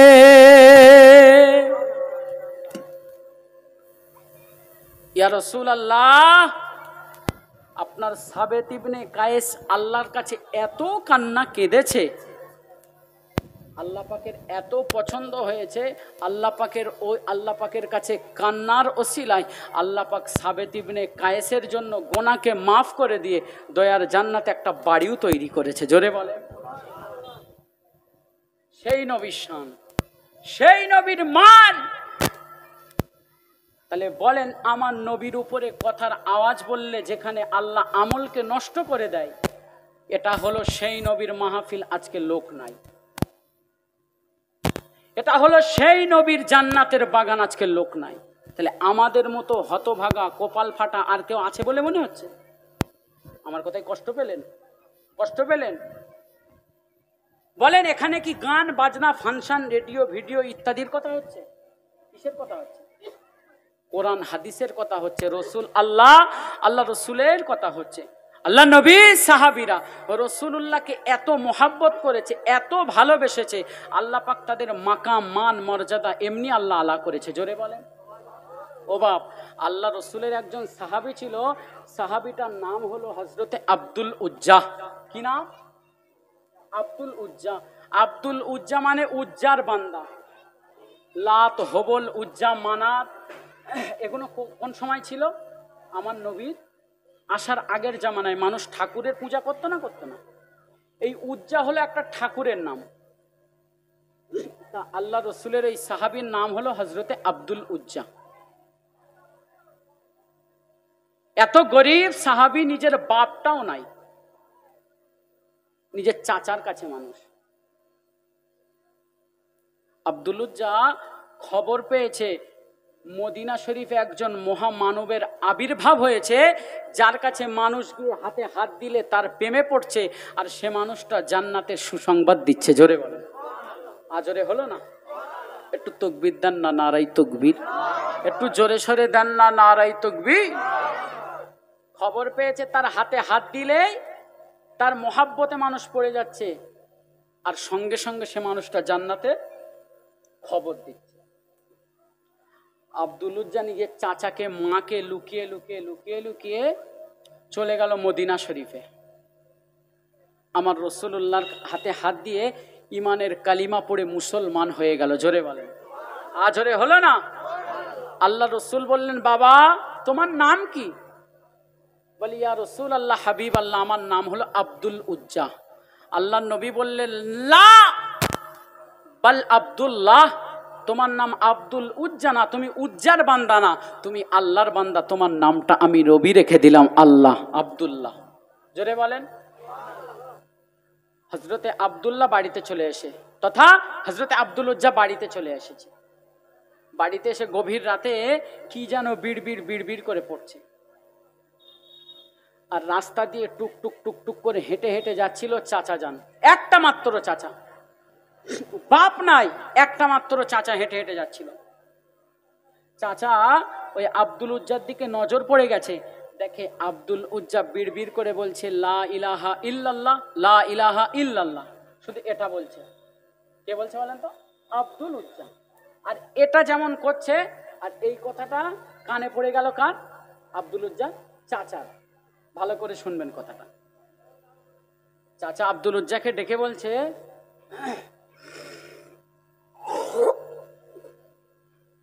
চাচা আব্দুল উজ্জাকে ডেকে বলছে, এই আব্দুল উজ্জা, তুমি বিড়বিড় বিড়বিড় করে পড়ছিলে লা ইলাহা ইল্লাল্লাহ মুহাম্মাদুর রাসূলুল্লাহ, তুমি কি মুহাম্মাদের কলেমা মেনে নিয়েছো? আব্দুল উজ্জা বলে, আমি মুহাম্মাদের কলেমা মেনে তার হাতে ঈমান এনেছি, আমি মুসলমান হয়ে গেছি। জোরে বলেন। সবাই মিলে বলতে পারলেন না? হ্যাঁ, আমি মুসলমান হয়ে গেছি। আব্দুল-উজ্জার গায়ে তখন পরনে একখানা চাদর, আর নিচের দিক থেকে একখানা চাদর, দুখানা চাদর পরে আছে, দুখানা কাপড় পরে আছে। এই আব্দুল-উজ্জা, তুমি কি মুহাম্মাদের কলেমা ছেড়ে দেবে? হ্যাঁ না? বলে, চাচা যান, আমি যার হাতে ইমানের কলেমা পড়েছি আমি তার থেকে মুখ ফিরিয়ে আনতে পারবো না। আমি তার হাতে হাত দিয়ে মুসলমান হয়েছি, আমি মুসলমানই থাকবো। জোরে বলেন। এই কথা যে আব্দুল-উজ্জা বলেছে, চাচা বলছে, আব্দুল-উজ্জা, তোর কিন্তু বাপ নাই, টাকা নাই, পয়সা নাই, তুই যদি ওকে ছেড়ে দিস তাহলে আমি তোকে টাকা পয়সা ধনসম্পদ সব দেব, আর যদি ওই মুহাম্মাদকে ছেড়ে না দিস তাহলে তোর ওই পরনে যে জামাগুলো আছে, চাদরগুলো আছে, ওগুলো আমি খুলে নেব। আব্দুল-উজ্জা বললেন, চাচা যান, আপনি যদি আমার এই পরনের জামা জুব্বাগুলো খুলে নেন তবুও আমি রাসূলুল্লাহকে ভুলতে পারবো না। জোরে বলেন। জোরে বললেন না? নবীকে কেমন মেনেছেন দেখেন। চাচা বলল, আব্দুল-উজ্জা, তোমার জামা কাপড় খুলে দাও। আব্দুল-উজ্জা সমস্ত জামা কাপড় খুলে নিল। ইন্না লিল্লাহ। আব্দুল-উজ্জা উলঙ্গ হয়ে গেছে। আল্লাহ রসুলের সাহাবী হযরতে আব্দুল-উজ্জা চাচাকে বলে দিল, চাচা যান, চাচা যান, আমি মুসলমান হয়েছি, আমি আমি ঈমান এনেছি, আমি মুসলিম হয়ে গেছি। আপনি যদি আমাকে জুব্বাখানা খুলে নেন, আমার চাদরগুলো খুলে নেন, তবু আমি কালেমা ছাড়ব না। আব্দুল-উজ্জার চাচা সমস্ত জুব্বাগুলো খুলে নিল, চাদরগুলো খুলে নিল। আব্দুল-উজ্জা উলঙ্গ হয়ে গেল। আব্দুল-উজ্জা নিচের লজ্জাস্থানে হাতখানা ঢেকে দিল, ছুটে ছুটে চলে যায় আম্মা জানের কাছে চলে যায়। আম্মা জান, আম্মা জান, আপনি কি আমাকে একখানা কাপড় দেবেন? আপনি কি আমাকে একখানা কাপড় দেবেন? আমি উলঙ্গ আছি। মা বলে, তুই কেন উলঙ্গ? তোর চাচা জান তো তোকে চাদর দিয়েছিল। আব্দুল-উজ্জা বলে, আম্মা জান, আমি মুহাম্মদ নবীর কাছে ঈমান এনেছি, চাচা জান আমার কাপড়গুলো খুলে নিয়েছে, আমি উলঙ্গ হয়ে আছি। মা শরম পেয়ে গেল, মা লজ্জা পেয়ে গেল। মা বলল, আমার কাছে কাপড় নাই। আল্লাহ রসুলের সাহাবী হযরতে আব্দুল-উজ্জা গাছের কাছে চলে গেল, গাছের দুটো পাতা ছিঁড়ে নিল, নিজের লজ্জাস্থানটা ঢেকে নিল, ছুটে ছুটে চলে যায়, ছুটে ছুটে আল্লাহ নবীর সামনেতে চলে যায়। গভীর রাত, নিশুতি রাত, ঠান্ডা রাত। আল্লাহ নবীর দরওয়াজায় গিয়ে আল্লাহ নবীকে সালাম খানা দিতে লাগে। আসসালামু আলাইকা ইয়া রাসূলুল্লাহ হাবিবাল্লাহ, আসসালামু আলাইকা ইয়া রাসূলুল্লাহ হাবিবাল্লাহ। আল্লাহ নবী সালামের জবাব খানা দিলেন, আল্লাহ নবী উত্তর খানা দিয়ে দিলেন। আল্লাহ নবী বললেন, কে বাবা, কিসের জন্য এসেছো বাবা? আল্লাহ রসুলের সাহাবী হযরতে আব্দুল-উজ্জা বলেছিলেন, ইয়া রাসূলুল্লাহ হাবিবাল্লাহ, ইয়া রাসূলুল্লাহ হাবিবাল্লাহ, আল্লাহ পাকের নবী, আমি হলাম আব্দুল-উজ্জা। আল্লাহ নবী বলেছিলেন, ও বাবা আব্দুল-উজ্জা, তুমি কোন আব্দুল-উজ্জা? আমি নবী চিনতে পারি না, অনেক আব্দুল-উজ্জা আছে, কোন আব্দুল-উজ্জা? আল্লাহ রসুলের সাহাবী হযরতে আব্দুল-উজ্জা বলেছিলেন, ইয়া রাসূলুল্লাহ হাবিবাল্লাহ, ইয়া রাসূলুল্লাহ হাবিবাল্লাহ, আমি ওই আব্দুল-উজ্জা যাকে আপনি নামখানা পরিবর্তন করে আব্দুল্লাহ নাম দিয়েছিলেন। আল্লাহ নবী বললেন, এই আব্দুল্লাহ, আমি তোমাকে চিনতে পেরেছি, এই আব্দুল্লাহ, আমি তোমাকে চিনতে পেরেছি। কিসের জন্য? গভীর রাত, নিশুতি রাত, কিসের জন্য আসলে বাবা? কিসের জন্য আসলে বাবা? আল্লাহ রাসূলের সাহাবী হযরতে আব্দুল-উজ্জা বলেছিলেন, ইয়া রাসূলুল্লাহ হাবিবাল্লাহ, ইয়া রাসূলুল্লাহ হাবিবাল্লাহ, আল্লাহ পাকের নবী, গভীর রাত, নিশুতি রাত, ইয়া রাসূলুল্লাহ, আমি ঈমান আনার খাতিরে আমি কালেমা পড়েছি বলে আমার চাচা যান আমার শরীর থেকে কাপড়গুলো খুলে নিয়েছে, বস্ত্রগুলো খুলে নিয়েছে, আমি উলাঙ্গ, আমি উলাঙ্গ। আল্লাহ নবী বললেন, এই আব্দুল উজ্জা তুমি কি সত্যি সত্যি উলাঙ্গ? আল্লাহ রসুলের সাহাবী হযরতে আব্দুল উজ্জা বলে, ইয়া রাসূলুল্লাহ হাবিবাল্লাহ, ইয়া রাসূলুল্লাহ হাবিবাল্লাহ, আল্লাহ পাকের নবী আমি আব্দুল উজ্জা উলাঙ্গ আছি, আমি আব্দুল উজ্জা, আমাকে একটা বস্ত্র দিন, আপনি আমার কাছে রেখে দেন, আপনার কাছে আমাকে রেখে দেন। আমি আর বাড়িতে যাব না, আমার মাতা পিতার কাছে যাব না, আমার চাচা জানের কাছে যাব না। আল্লাহ নবী ঘর থেকে একখানা চাদর দিয়ে দিলেন, এই আব্দুল উজ্জা চাদর খানা পরে নাও, চাদর খানা পরে নাও। আল্লাহ রসুলের সাহাবী হযরতে আব্দুল উজ্জা চাদর খানা পরে নিল। আল্লাহ নবী আব্দুল উজ্জাকে নিয়ে টুকটুক টুকটুক করে মদিনার মসজিদ নববী শরীফে চলে যায়। আল্লাহ নবী নামাজ খানা আদায় করে নিলেন। আল্লাহ নবী নামাজ খানা আদায় করার পরে আল্লাহ নবী বললেন, ও বাবা সাহাবীরা তোমরা কি দেখতে পাচ্ছ, তোমরা কি দেখতে পাচ্ছ? আমি নবী, আমার ডান সাইডে আমার একজন সাহাবী যার বাড়ি মক্কায়, নামটা তার হলো আব্দুল উজ্জা। ওই আব্দুল উজ্জা খুব ধনী ঘরের ছেলে, কিন্তু আব্দুল উজ্জার আব্বা নাই, আব্দুল উজ্জা চাচার কাছে মানুষ, আব্দুল উজ্জা চাচা জানের কাছে মানুষ। আমি নবী আমার হাতে হাত দিয়ে ঈমান আনার খাতিরে, আমি নবী আমার হাতে হাত দিয়ে কালেমা পড়ার খাতিরে চাচা জান বেঈমান কাফের জাহান্নামের কুত্তা, জাহান্নামের কুত্তা কাপড়গুলো খুলে নিয়েছে, বস্ত্রগুলো খুলে নিয়েছিল। আমার আব্দুল উজ্জা এত গরিব হয়ে গেছিল, আব্দুল উজ্জা উলঙ্গ হয়ে গেছিল, লজ্জাস্থান ঢাকার মতো কাপড় ছিল না। ও বাবা সাহাবীরা, এটা হলো আমার আব্দুল উজ্জা। আল্লাহ পাক এতে এত মাল দিয়েছিল, আল্লাহ পাক আব্দুল উজ্জাকে এত মাল দিয়েছিল। যদি আব্দুল উজ্জা চাইতো, যদি আব্দুল উজ্জা চাইতো যে মোহাম্মদকে ছেড়ে দেব, মোহাম্মদের কলেমা ছেড়ে দেব, আমার চাচা জানের মাল ধন সম্পদ ভোগ করব, আব্দুল উজ্জা পারত। ও বাবা সাহাবীরা, আমার আব্দুল উজ্জা, আমি নবী আমার উপরে যে এত মহাব্বত দেখিয়েছে, আমি নবী আমার উপরে যে এত ভালোবাসা দেখিয়েছে, আমি নবী আল্লাহ পাক আমাকে জানিয়ে দিয়েছে, আল্লাহ পাক আমাকে শুনিয়ে দিয়েছে, আমার সাহাবী আব্দুল উজ্জাকে আল্লাহ পাক নিজে কবুল করে নিয়েছে। আরো জোরে বলেন না সুবহান। আল্লাহ পাক আব্দুল উজ্জাকে এত মাল দিয়েছিল, না থাকতে পারে আব্দুল উজ্জার পিতা, কিন্তু তার চাচা জানের এত মাল ছিল। আব্দুল উজ্জা যদি একটা কথা ছেড়ে দিত যে মোহাম্মদ নবীকে ছেড়ে দেব, ওই নবীর সাথে আর থাকবো না, আব্দুল উজ্জা কোটিপতি অবস্থায় থাকতে পারত। কিন্তু আমার আব্দুল উজ্জা উলঙ্গ হয়ে ঘর থেকে চলে এসেছে। ও বাপ, একটা মানুষ উলঙ্গ হয়ে যাওয়া মানে তার আর ইজ্জত সম্মান থাকলো? হ্যাঁ দিচ্ছেন না কেন? থাকলো? রাসূলুল্লাহ সাহাবীদেরকে এত কষ্ট দিয়েছে বেঈমানেরা, এত অত্যাচার করেছে। সাহাবাই কেরামেরা বলছি, ইয়া রাসূলুল্লাহ, তাহলে তো আব্দুল উজ্জার নসিবটা ভালো, আব্দুল উজ্জা খারাপ কাজ থেকে বাদ দিয়ে, বর্জন করে, খারাপ কাজ ছেড়ে দিয়ে আব্দুল উজ্জা তো জান্নাতের পথের দিকে আসছে।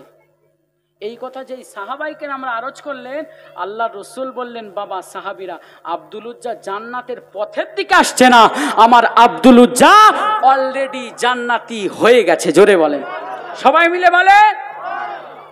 আল্লাহ নবী অভ্যাস ছিল ফজরের পরে রাসূলুল্লাহ সাহাবীদের খৌফ শুনতেন, স্বপ্ন শুনতেন, কে কি স্বপ্ন দেখেছে সেই স্বপ্নের ব্যাখ্যা করতেন।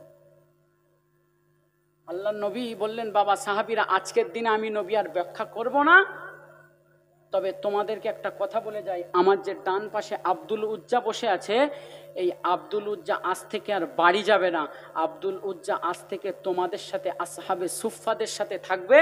আব্দুল উজ্জার খাওয়া, পান করা, ডাক্তার যা কিছুর প্রয়োজন হয় তোমরাই দেখবে। জোরে বলেন।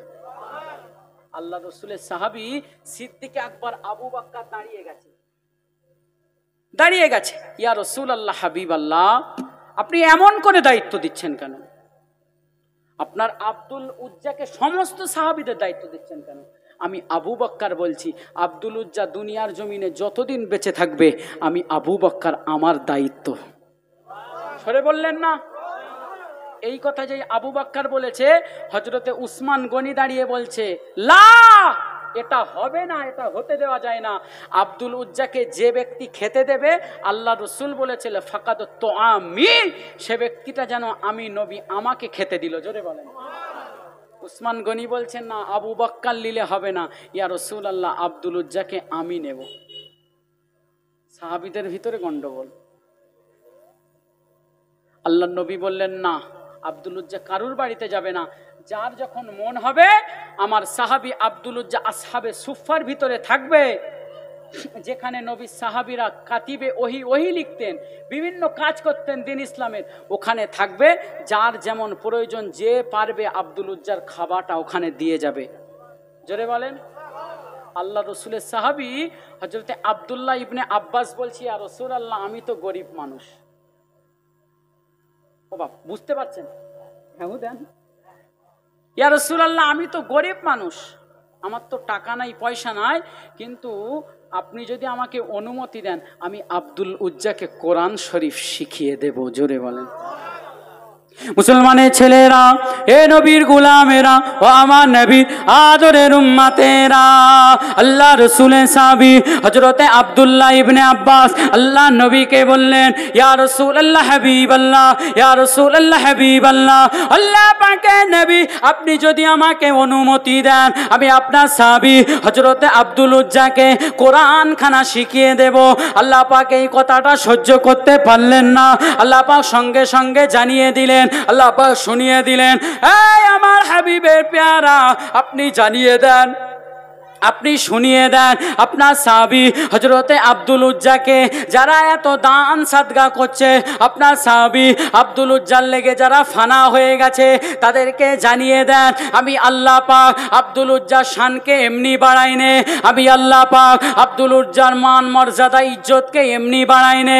আমার আব্দুল উজ্জা, ইয়া রাসূলুল্লাহ হাবিবাল্লাহ, আপনার আব্দুল উজ্জা আপনাকে মহাব্বত করেছে, আল্লাহকে ভালোবেসে নিয়েছে। আব্দুল উজ্জাকে জিজ্ঞাসা করা হলো, এই আব্দুল উজ্জা তুমি রাসূলুল্লাহকে কত ভালোবাসো, তুমি আমার নবীকে কত মহাব্বত করো? আল্লাহ রাসূলের সাহাবী হযরতে আব্দুল উজ্জা ডুকরে কেঁদে উঠে বলেছিলেন, লাব্বাইক সাদাইকা ইয়া রাসূলুল্লাহ হাবিবাল্লাহ, লাব্বাইক সাদাইকা ইয়া রাসূলুল্লাহ হাবিবাল্লাহ। আল্লাহ পাকের নবী আমি আব্দুল উজ্জা আপনাকে এত মহাব্বত করি, আপনাকে এত ভালোবাসি, যদি আপনার লোমে একটা কেউ হাত খানা দিয়ে দেয়, যদি আপনার একটা লোম নড়ানড়ি করে, কারুর আঘাতে যদি আপনার লোমের একটা অংশ ক্ষতি হয়ে যায়, আমি আব্দুল উজ্জা নিজের জীবন দিয়ে দেব, তবুও তাকে ছাড়ব না। আরো জোরে বলেন না সুবহান। ও ভাইজানেরা, ও নবীর দিওয়ানারা, আল্লাহ নবী বললেন, ও বাবা সাহাবীরা চলো বাবা আমার আব্দুল উজ্জাকে ছেড়ে দাও, আমার আব্দুল উজ্জাকে ছেড়ে দাও। ও বাবা সাহাবীরা চলো বাবা চলো, আর কিছুদিন পরে যুদ্ধ আছে, যুদ্ধতে যেতে হবে। আব্দুল উজ্জার বয়স মাত্র 13 বছর। ক বছর? সবাই মিলে বলেন 13 বছর। রাসূলুল্লাহ বলছেন কদিন পরে যুদ্ধ আছে বাবা, সাহাবীরা যুদ্ধে যেতে হবে। আব্দুল উজ্জা বলছি, ইয়া রাসূলুল্লাহ হাবিব আল্লাহ আমিও কিন্তু আপনার সাথে যুদ্ধে যাব। ও বাবা, 13 বছরের একটা যুবক যুদ্ধ সম্পর্কে কিছু বোঝে? হ্যাঁ দিচ্ছেন না, বোঝে? বলছি ইয়া রাসূলুল্লাহ আমিও কিন্তু আপনার সাথে যুদ্ধে যাব। আল্লাহর নবী বললেন, না যুদ্ধে যাওয়া হবে না, তুমি ছোট আছো, মসজিদে নববীতে থাকবে, তোমাকে যুদ্ধে যেতে হবে না। হযরতে আব্দুল উজ্জা বলছে, ইয়া রাসূলুল্লাহ শুনেছি যারা যুদ্ধের ময়দানে যান ফাকাত জাহিদা, তারা হলো জিহাদ কারণে হলা, আর তারা হলো জান্নাতি, আল্লাহ তাদের সুসংবাদ দিয়েছে। জোরে বলেন সুবহানাল্লাহ। ও বাপ, মাদ্রাসার ছেলেগুলো আসছে, একটু সামনে সামনে আগিয়ে আসেন না, একটু আগিয়ে ওদের জায়গা করে দেন। ওরা হলো ওদের পায়ের নিচে বাপ জান্নাতের ফারিস্তারা দানা বিছায়, এটা বিশ্বাস করেন? কালমা লা ইলাহা ইল্লাল্লাহ,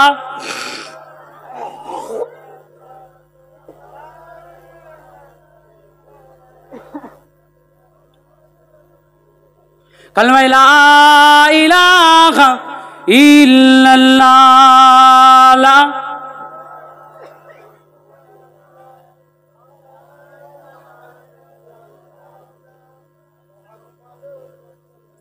আখেরি রাসূল তুমি নবী আকরাম, তোমার কদমে মোর হাজারো সালাম, নবী তোমার কদমে মোর হাজারো সালাম। বলেন না সুবহানাল্লাহ। আজরে হলো না? ও বাপ, নবীর কদমের উপরে সালাম দেওয়ার দরকার আছে না নাই? সবাই মিলে বলেন, আছে না নাই?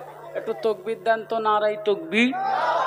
এতে আওয়াজ হয়, জোরে সরে দেন, নারাই তকবীর, নারাই তকবীর। আখেরি রাসূল তুমি নবী আকরাম, আখেরি রাসূল তুমি নবী আকরাম, তোমার কদমে মোর হাজারো সালাম, নবী তোমার কদমে মোর হাজারো সালাম। বনের হরিণ আসমান জমিন সবাই তোমায় চিনেছে, সবাই তোমায় চিনেছে, ওই আকাশের মেঘমালা ছায়া তোমায় করেছে। হলো না? ছায়া তোমায় করেছে, মেশকেরা তোর যার গায়ের ওই ঘাম, মেশকেরা তোর যার গায়ের ওই ঘাম, তোমার কদমে মোর হাজারো সালাম, নবী তোমার কদমে মোর হাজারো সালাম। আখেরি রাসূল তুমি নবী আকরাম, আখেরি রাসূল তুমি নবী আকরাম, তোমার কদমে মোর হাজারো সালাম, নবী তোমার কদমে মোর হাজারো সালাম। আবু বকর উসমান আলী সবাই তোমায় দিওয়ানা, সবাই তোমায় দিওয়ানা, বুকে গরম পাথর বেলাল নবীজিকে ভোলে না, নবীজিকে ভোলে না, অন্তরে গাথা ছিল নূর নবীর নাম, অন্তরে গাথা ছিল নূর নবীর নাম, তোমার কদমে মোর হাজারো সালাম, নবী তোমার কদমে মোর হাজারো সালাম। আখেরি রাসূল তুমি নবী আকরাম, আখেরি রাসূল তুমি নবী আকরাম, তোমার কদমে মোর হাজারো সালাম, নবী তোমার কদমে মোর হাজারো সালাম। বোরাক চড়ে দয়ার নবী মিরাজেতে গিয়েছে, সবাই মিলে বলে, আমার নবী বোরাক চড়ে গিয়েছে না পায়ে হেঁটে গেছে? কিসে গেছে? বোরাক চেপে। তাই কবি বলছে, বোরাক চড়ে দয়ার নবী মিরাজেতে গিয়েছে, মিরাজেতে গিয়েছে, পায়ের ধুলাই আল্লাহর আরশ ধন্য সেদিন হয়েছে, ধন্য সেদিন হয়েছে। জান্নাতে রোমে রোমে নূর নবীর নাম, জান্নাতের দরওয়ায় যায় নূর নবীর নাম, তোমার কদমে মোর হাজারো সালাম, নবী তোমার কদমে মোর হাজারো সালাম। আখেরি রাসূল তুমি নবী আকরাম, আখেরি রাসূল তুমি নবী আকরাম, তোমার কদমে মোর হাজারো সালাম, নবী তোমার কদমে মোর হাজারো সালাম। বনের হরিণ আসমান জমিন সবাই তোমায় চিনেছে, সবাই তোমায় চিনেছে, ওই আকাশের মেঘমালা ছায়া তোমায় করেছে, ছায়া তোমায় করেছে, মেশকেরা তোর যার গায়ের ওই ঘাম, মেশকেরা তোর যার গায়ের ওই ঘাম, তোমার কদমে মোর হাজারো সালাম, নবী তোমার কদমে মোর হাজারো সালাম। আল্লাহুম্মা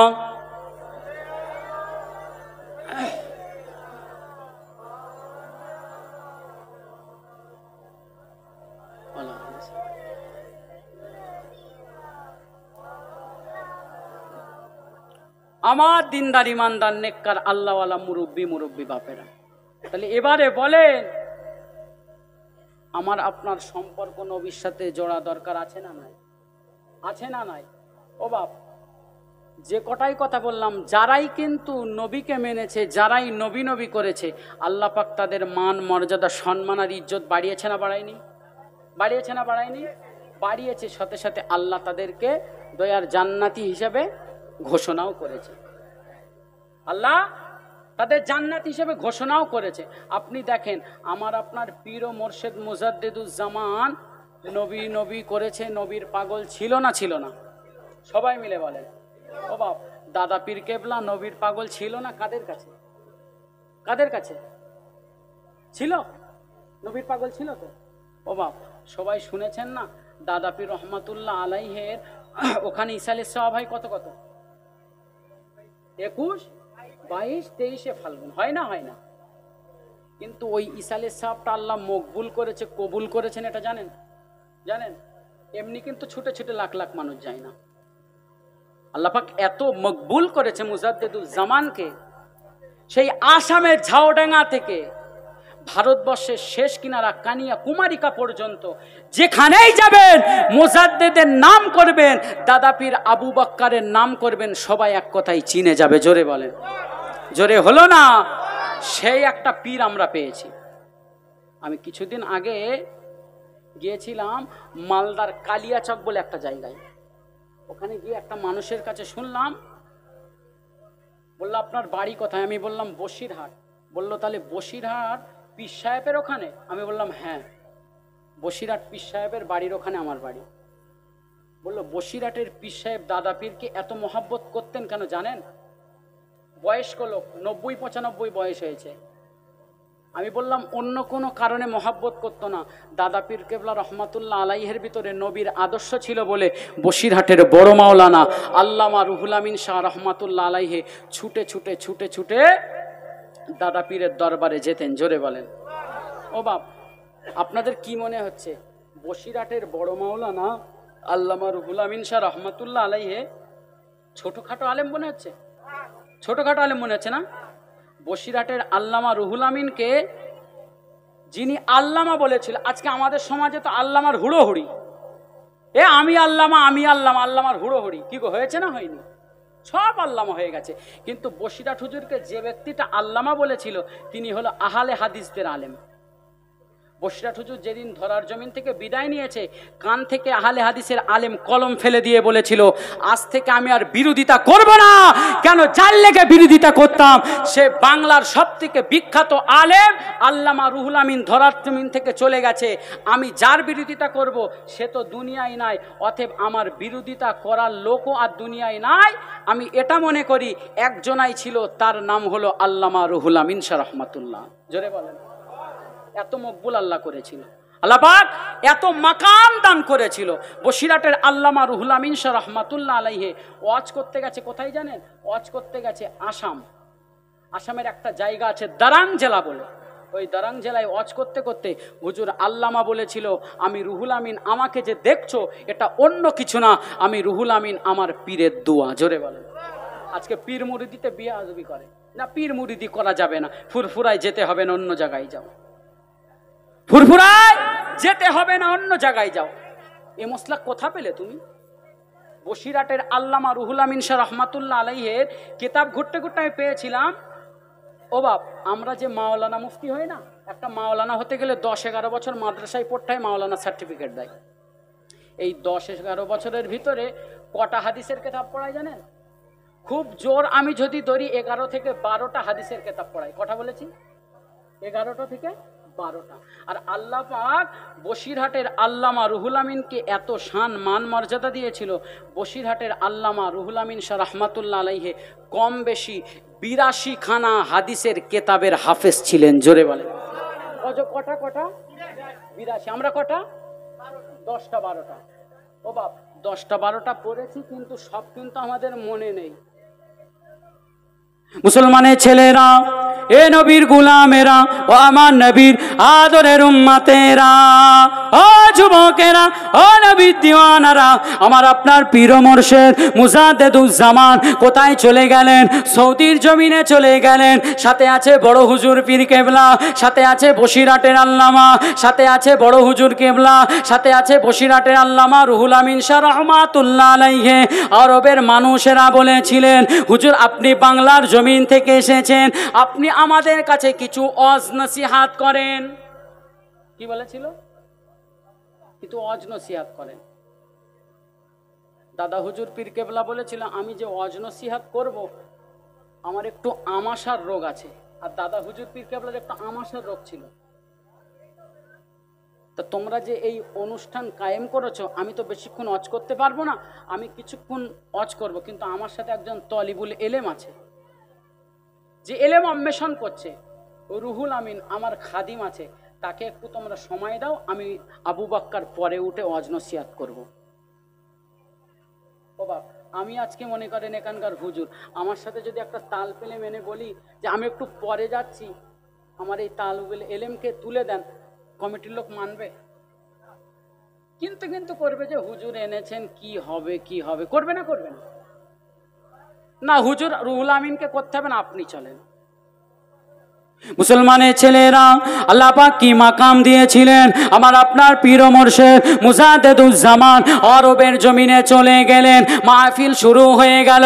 আমার আপনার পীর ও মুর্শিদ মুজাদ্দেদুজ্জামান বলেছিলেন, এই আরবের মানুষেরা, এই আলেমের ওলামারা, এই আরবের ওলামারা, আমি আবু বকর, আমার শরীরটা বড্ড খারাপ, আমার আমাশার রোগ আছে, আমি একটু পরে ওয়াজ করব, আমি একটু পরে নসিহত করব। আমার তালে বলে আছে বাংলার জমিনের বড় আলেম হাফিজুল হাদিস আল্লামা রুহুল আমিন শাহ রাহমাতুল্লাহ আলাইহি, আমার ওই রুহুল আমিনকে নিয়ে যাও, ও একটু ওয়াজ নসিহত করো। আরবের মানুষেরা বলেছিল, হুজুর আপনি চলেন। আল্লামা রুহুল আমিন শাহ রাহমাতুল্লাহ আলাইহি চুপটি মেরে দাঁড়িয়ে আছে। আমার আপনার পীর ও মুর্শিদ মুজাদ্দেদুজ্জামান বলেছিলেন, এই আরবের আলেম ওলামারা, নিয়ে যাও আমার রুহুল আমিনকে নিয়ে যাও, আবার রুহুল আমিন ওয়াজ করবে। আমি আবু বকর অনুমতি দিলাম, আমি আবু বকর প্রমাণ করে দেব বাংলার জমিনে আলেম আছে কিনা। আমার আপনার পীর ও মুর্শিদ হাফিজুল হাদিস আল্লামা রুহুল আমিন শাহ রাহমাতুল্লাহ আলাইহি সৌদির জমিনে সাওলাতিয়া মাদ্রাসায় ওয়াজ নসিহত শুরু করে দিলেন। আমার পীর ও মুর্শিদ মুজাদ্দেদুজ্জামানের প্রধানতম খলিফা হাফিজুল হাদিস আল্লামা রুহুল আমিন শাহ রাহমাতুল্লাহ আলাইহি ওয়াজ নসিহত করতে লেগেছে। আর ওই সময় সৌদির বড় বড় আলেমেরা বলে, এ কেমন ওয়াজ, এমন অস্ত জীবনে শুনিনি, এমন অস্ত জীবনে শোনেনি। আমরা সৌদির মানুষ, আমাদের তো আরবি ভাষা জানা আছে, কিন্তু এই বাংলা থেকে এসেছে হাফিজুল হাদিস আল্লামা রুহুল আমিন শাহ রাহমাতুল্লাহ আলাইহি, এত আরবি বলছে, এত হাদিস বলছে, এত কোরআন খানা বলছে, আমরা যেন মনে করছি উনি বাঙালি নয়, উনি হলেন আরবি মানুষ। জোরে হলো না? ও যুবকেরা, ও নবীর দিওয়ানারা, ওই সময় আরবের আলেমেরা চলে আসলো ছুটে ছুটে, আমার আপনার পীর ও মুর্শিদ মুজাদ্দেদুজ্জামানের কাছে চলে আসলো। এই বাংলার পীর আবু বকর, আপনি কাকে স্টেজে তুলেছেন, আপনি কাকে তুলে দিয়েছেন যে এত বায়ান করছে, ভক্ত মুরিদ হয়ে গেছে, যে এত বায়ান করছে, আরবের মানুষেরা আর লাভতে দিচ্ছে না, শুনে আর লাভতে দিচ্ছে না। এই বাংলার পীর আবু বকর, আপনি কাকে তুলে দিয়েছেন? আপনার তলিবুল এলেম যদি এমন হয়, আপনি কত বড় আলেম। ও বাপ, হুজুরের থেকে ছাত্র যদি বেশি এলেমের অধিকারী হয়, তাহলে সে হুজুরের কত পাওয়ার ভেবেছেন? হ্যাঁ দিচ্ছেন না কেন? সে হুজুরের কত পাওয়ার। সৌদির আলেমেরা বলছে, এই বাংলার পীর আবু বকর, আপনার কাছে আমাদের একটা প্রশ্ন জানার আছে। এই যে রুহুল আমিন ওয়াজ করছে, এ তো হাদিসের পরে হাদিস বলছে, হাদিসের পরে হাদিস বলছে, তা এই রুহুল আমিন তো আপনার ছাত্র, তো এই রুহুল আমিন কত হাদিসের কিতাব পড়েছে? জোরে বলেন। ও যুবকেরা, ও নবীর দিওয়ানারা, কোন পীরকে আমরা মানি, কোন পীরকে অনুসরণ করি? আমার আপনার পীর ও মুর্শিদ মুজাদ্দেদুজ্জামানের প্রধানতম খলিফা হাফিজুল হাদিস আল্লামা রুহুল আমিন শাহ রাহমাতুল্লাহ আলাইহি মদিনা জমিনে ওয়াজ করছেন। ভক্ত মুরিদেরা ওয়াজগুলো শুনতে লেগেছে। কিছু আলেম ওলামা এসে আমার আপনার পীর ও মুর্শিদ জামানার মুজাদ্দেদ আলা হযরত দাদা পীর রহমাতুল্লাহ আলাইহির কাছে চলে আসলেন। এই বাংলার পীর আবু বকর, আপনি জানিয়ে দেন আপনার তলিবুল ইলম, আপনার ছাত্র কত হাদিস পড়েছে। ওই সময় আমার আপনার পীর হাফিজুল হাদিসের লেগে আমার আপনার পীর মুর্শিদ মুজাদ্দিদুজ্জামান বলেছিলেন, এই সৌদির আলেমেরা, তোমরা যখন আলেম হও তোমরা পড়ো বুখারী শরীফ, তোমরা পড়ো মুসলিম শরীফ, তোমরা পড়ো তিরমিজি শরীফ, তোমরা পড়ো আবু দাউদ শরীফ, তোমরা পড়ো নাসাই শরীফ, তোমরা পড়ো ইবনে মাজাহ শরীফ, তোমরা পড়ো মুয়াত্তা ইমাম মালিক, তোমরা পড়ো মুয়াত্তা ইমাম মুহাম্মদ, এইগুলো হাদিসের কিতাব পড়ো। কিন্তু আমার বড় মাওলানা হাফিজুল হাদিস আল্লামা রুহুল আমিন শাহ রাহমাতুল্লাহ আলাইহি একটা দুটো না 82 খানা হাদিসের কিতাব পড়েছে। আরো জোরে বলেন না সুবহান। ও যুবকেরা, সৌদির আলেমেরা বলেছিলেন হাফিজুল হাদিস আল্লামা রুহুল আমিন শাহ রাহমাতুল্লাহ আলাইহি 82 খানা হাদিসের কিতাব পড়েছে। সব হাদিসগুলো কি মনে আছে না ভুলে গেছে? আমার আপনার পীর মুর্শিদ মুজাদ্দিদুজ্জামান বলেছিলেন, এই সৌদির আলেমেরা, আমি আবু বকর, বাংলার পীর আবু বকর বলছি, আমার বড় মাওলানা যে 82 খানা হাদিসের কিতাব পড়েছে, 82 খানা হাদিসের কিতাবের যত হাদিস আছে আল্লাহ পাক রুহুল আমিনের মাথায় সমস্ত হাদিসগুলো আল্লাহ পাক গেঁথে দিয়েছে। আরো জোরে বলেন না সুবহান। ও ভাইজানেরা, সৌদির আলেমেরা জিজ্ঞাসা করেছিলেন, সৌদির আলেমেরা বলেছিলেন, এই বাংলার পীর আবু বকর, আপনার ছাত্র, আপনার তলিবুল ইলম এতগানা হাদিসের কিতাব পড়েছে, তাহলে আপনার ছাত্র কতগুলো ফিকার কিতাব পড়েছে? আমার আপনার পীর মুর্শিদ মুজাদ্দিদুজ্জামান বলেছিলেন, এই সৌদির আলেমেরা, আমার ছাত্র বসিরহাটের বড় মাওলানা আল্লামা রুহুল আমিন শাহ রাহমাতুল্লাহ আলাইহি একটা দুটো ফিকার কিতাব পড়েনে, একটা দুটো মাসলার কিতাব পড়েনে।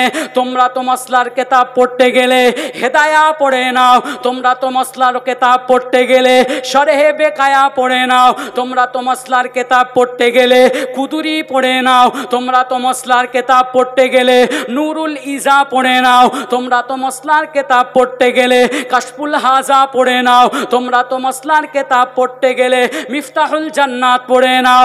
এই সৌদির আলেমেরা, আমার হাফিজুল হাদিস আল্লামা রুহুল আমিন শাহ রাহমাতুল্লাহ আলাইহি একটা দুটো মাসলার কিতাব পড়ে না। আমার এই হাফিজুল হাদিস আল্লামা রুহুল আমিন শাহ রাহমাতুল্লাহ আলাইহি 72 খানা মাসলা মাসাইলের কিতাব পড়া আলেম। সেরকম আলেমকে আমরা মহব্বত করি, সেরকম পীরের কাছে আমরা যাই, ঝাড়তার কাছে যাই না। কি গো বাপ, এই আকীদায় বিশ্বাস তো? হ্যাঁ, দিচ্ছেন না কেন? আমরা ঝাড়তার কাছে যাই, ঝাড়তার কাছে যাই না। তুমি তার হই হই হই হই করে বললে হবে না। আজ পর্যন্ত বাংলার জমিনে এমন কোন মা এমন সন্তান জন্ম দেয়নি বসিরহাটের বড় মাওলানা আল্লামা রুহুল আমিনের কেতাবের একটা লাইন ভুল বলে প্রমাণ করবে। জোরে বলতে পারলেন না? ও বাপ, আমি আপনি যদি একটা কেতাব লিখি না, অহরহ ভুল হয়ে যাবে। আমার পিছনে আলেম ওলামা লেগে যাবে, হুজুর ভুল করলো। এই বাংলার জমিনে যখন গোয়াল ঘরে গান দেওয়া হতো, হাফিজুল হাদিস কেতাব লিখেছে যে এই গোয়াল ঘরে গরুর গহিলেতে গান দেওয়া চলবে না। এই বাংলায় মহিলাদেরকে টেনে টেনে টেনে টেনে ঈদগায় নিয়ে যাওয়া হতো। বসিরহাটের বড় মাওলানা আল্লামা রুহুল আমিন শাহ রাহমাতুল্লাহ আলাইহি কেতাব লিখেছে ঈদ ও নারী। এই কেতাবের খোলে লিখেছে মহিলাদেরকে ঈদগায় নিয়ে যাওয়া যাবে না। এই বাংলার জমিনে যখন মানুষ কুফর আর বেদাতে লিপ্ত হয়ে গেছে, হাফিজুল হাদিস কলম ধরেছে, কেতাব লিখেছে কালিমাতুল কুফর। এই বাংলার জমিনে মানুষ যখন ইসলাম থেকে মুখ ফিরিয়ে বিজ্ঞানের দিকে চলে যাচ্ছে, হাফিজুল হাদিস কলম ধরেছে, কেতাব লিখেছে ইসলাম ও বিজ্ঞান। সেই পীরকে অনুসরণ করি। তুমি হই হই করলে হবে? তুমি যদি হই হই করো ওটা হবে? আমরা ঝাত্তার কাছে মুরিদ হই না, ঝাত্তার কাছে বায়াত হই না। সৌদির আলেমেরা বলেছিলেন, এই বাংলার পীর আবু বকর, আপনার ছাত্র ৭২ খানা যদি মাসলার কেতাব পড়ে, তাহলে আপনার ছাত্র কতগুলো তাফসীরের কেতাব পড়েছে? আপনার এই ছাত্র যদি ৮২ খানা হাদিসের কেতাব পড়তে পারে আর ৭২ খানা মাসলা মাসাইলের কেতাব পড়তে পারে, তাহলে তাফসীরের কেতাব আপনার ছাত্র কটা পড়েছে? কোরআনের পরে কোরআনের ব্যাখ্যা তফসিরের কেতাব তাহলে কটা পড়েছে? ওই সময় আমার আপনার পীর ও মুর্শিদ মুজাদ্দিদুজ্জামান বলেছিলে, আমার এই আল্লামা রুহুল আমিন শাহ রহমাতুল্লাহ আলাইহে একটা দুটো তফসিরের কেতাব না, আমরা তফসিরের কেতাব পড়তে গেলে তফসিরে জালালাইন পড়ি, আমরা তফসিরের কেতাব পড়তে গেলে তফসিরে রুহুল মানি পড়ি, তফসিরের কেতাব পড়তে গেলে তফসিরে ইবনে কাসির পড়ি, তফসিরের কেতাব পড়তে গেলে আল্লামা ইমাম হাফিজ হাজার আসকালানির কেতাব পড়ি। কিন্তু আমার এই রুহুল আমিন একটা দুটো নয়, ৫৬ খানা তফসিরের কেতাব পড়েছে। সবাই মিলে বললেন না? সেই বসিরাটের আল্লামা এত বড় আলেম হয়ে যদি মুজাদ্দিদুজ্জামানের দরবারে যেতে পারে, আমি বিরাট বড় আলেম হয়ে গেলাম, তাহলে সেখানে যাওয়ার দরকার আছে না নাই? আছে না নাই? হ্যাঁ দিচ্ছেন না কেন? আছে। এবার একটু শোনেন, মুজাদ্দিদুজ্জামান বসিরাটের আল্লামা এত বড় আলেম হয়ে কোথায় গেছে? কোথায় গেছে? ফুরফুরা শরীফে গেছে। আর এমন পীরের আমরা বায়াত হয়েছি, আমার পীর ওয়াজ করতে গেছে আসামের একটা জায়গা আছে, জায়গাটার নাম হলো ঝাউডাঙ্গা। 3 দিনই সালে সওয়াব হয়, মাঘ মাসের 21, 22, 23, 22 তারিখটা বড় হয়। মুসলমানের ছেলেরা, এ নবীর গুলামেরা, ও আমার নবীর আদরের উম্মতেরা, ও যুবকেরা, ও নবীর দিওয়ানারা, মায়েরা, বোনেরা, বেটিরা, কোন নবীকে মানা হবে, কোন নবীকে মহাব্বত করতে হবে, কোন নবীকে ভালোবাসতে হবে? যে নবীকে ভালোবেসেছে আমার আপনার পীর ও মুর্শিদ মুজাদ্দিদুজ্জামান ভালোবেসেছে। আমার আপনার পীর ও মুর্শিদ মুজাদ্দিদুজ্জামান 1 তারিখে আসামে ঝাউডাঙ্গাতে ওয়াজ করে। ওয়াজ করতে করতে বাড়ির অপোজিট সাইডে আগুন লিবে গেছে, আগুন জ্বলে উঠেছে। এখানে ওয়াজ করছে, ওই রাস্তার অপোজিটে কি হয়েছে? আগুন দাও দাও করছে। দাদা পীর কেবলা স্টেজে ওয়াজ করছে, স্টেজে ওয়াজ করছে। ও বাপ, এখানে ওয়াজ হচ্ছে, ওই রাস্তার ওই পাটটায় যদি একটা বাড়িতে আগুন ধরে যায়, মাহফিলে লোক থাকবে? হ্যাঁ দিচ্ছেন না কেন? রাগ করছেন আমার আপনি? কি দাদা পীরের কথা বলছি বলে রাগ করছেন? একটু তকবীর দেন তো, নারাই তকবীর। এতে ওয়াজ হয় না, আরো জোরে দেন নারাই তকবীর। ও ভাই, হুজুর কেবলা তো এক্ষুনি চলে আসবে, একটু জোরে সোরে ঝেড়ে সুরে দেন নারাই তকবীর, নারাই তকবীর। সিলসিলাই মুজাদ্দিদুজ্জামান, সিলসিলাই মুজাদ্দিদুজ্জামান, দাদা পীরের হক সিলসিলা, দাদা পীরের হক সিলসিলা, নারাই তকবীর। ওয়াজ করতে গেছে কোথায়? বাংলাদেশে গেছে, আসামের ঝাউডাঙ্গাতে, বাংলাদেশের পাশে। বাড়ির অপোজিট সাইডে আগুন জ্বলেছে। তো আমার আপনার এখানে যদি অপোজিট সাইডে আগুন ধরে যায়, আপনার আমার কি মত হচ্ছে? এখানে লোক থাকবে? সব হয়ে করবে, কি করবে? আগুনটা কিভাবে লিভাতে হবে? তো হুজুর কেবলা ওয়াজ করছে, অপোজিট সাইডে আগুন ধরে গেছে, মানুষেরা কেউ পাইপ খুঁজছে, কেউ বালতি খুঁজছে, কিভাবে পানি দিয়ে আগুনটা নেভানো যায়। আর ঠিক ওই সময় আমার আপনার পীর ও মুর্শিদ মুজাদ্দিদুজ্জামান বলছে, এই আমার আসামের ভক্ত মুরিদেরা, পাইপ আর পানি খুঁজতে হবে না, বালতি আর ডোল খুঁজতে হবে না, তোমরা আমার কাছে 1 মুঠো মাটি দাও। কি বলেছে? ও বাবা, মাটির কাজ কি আগুন লিভানো? আগুন লিভানো? আগুন ধরেছে, লিভাতে হবে পানি দিয়ে। দাদা পীর বলছে আমার কাছে মাটি দাও। এক প্রকার লোক, এক প্রকার আলেম বলছে, বাদ দাও তো বসে এই আবু বক্করের কথা, বাদ দাও তো বাংলার পীর আবু বক্করের কথা, চলো আমরা আগুন লিভাতে যাই। টুক টুক টুক টুক করে গিয়ে পানি দিচ্ছে, ঘরে পানি দিচ্ছে। যেই পানি দিচ্ছে, আগুন আরো দাও দাও করে জ্বলছে। আল্লাহু আকবার কবীর, আগুন আরো দাও দাও করে জ্বলছে। একজন বয়োজ্যেষ্ঠ ব্যক্তি, ও বাপ, বলে না, জান নেই কানা করি তার লাগে সবার শেষে। কানা করি যার দাম নেই তার শেষে লাগে। ওই পুরাতন চাল ভাতে বাড়ে। তো একজন বয়োজ্যেষ্ঠ মানুষ বলছে,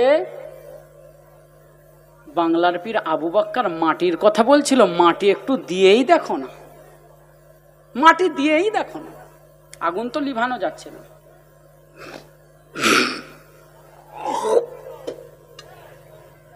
একটু মাটি দিয়েই দেখো কি করে। একজনা বয়স্ক ব্যক্তি এক মুঠো মাটি নিয়ে আমার আপনার পীর ও মোর্শেদের কাছে মাটিটা দিল। হুজুর এইলেন, জোরে বললেন না?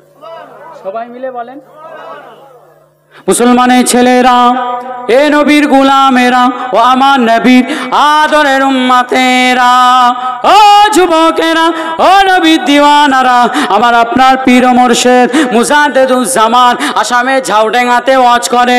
বাড়ির অপোজিট সাইডে আগুনখানা দাও দাও করে জ্বলে। ভক্ত মুরিদেরা আগুন থিমাতে লাগে, আগুন নিবানোর জন্য ছোটাছুটি করতে লাগে।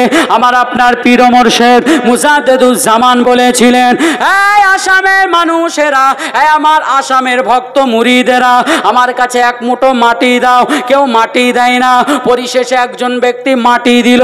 আমার আপনার পীর হাফিজুল হাদিস আল্লামা রুহুল আমিন শাহ রাহমাতুল্লাহ আলাইহি, সঙ্গে আছেন দাদা পীর কেবলা রাহমাতুল্লাহ আলাইহি, বললেন, ওই বাবা বড় মাওলানা রুহুল আমিন, আমার কাছেতে এসে বসো। কাকে ডেকেছে? আল্লামা রুহুল আমিনকে ডেকে বলছে, আমার কাছে এসে বসো।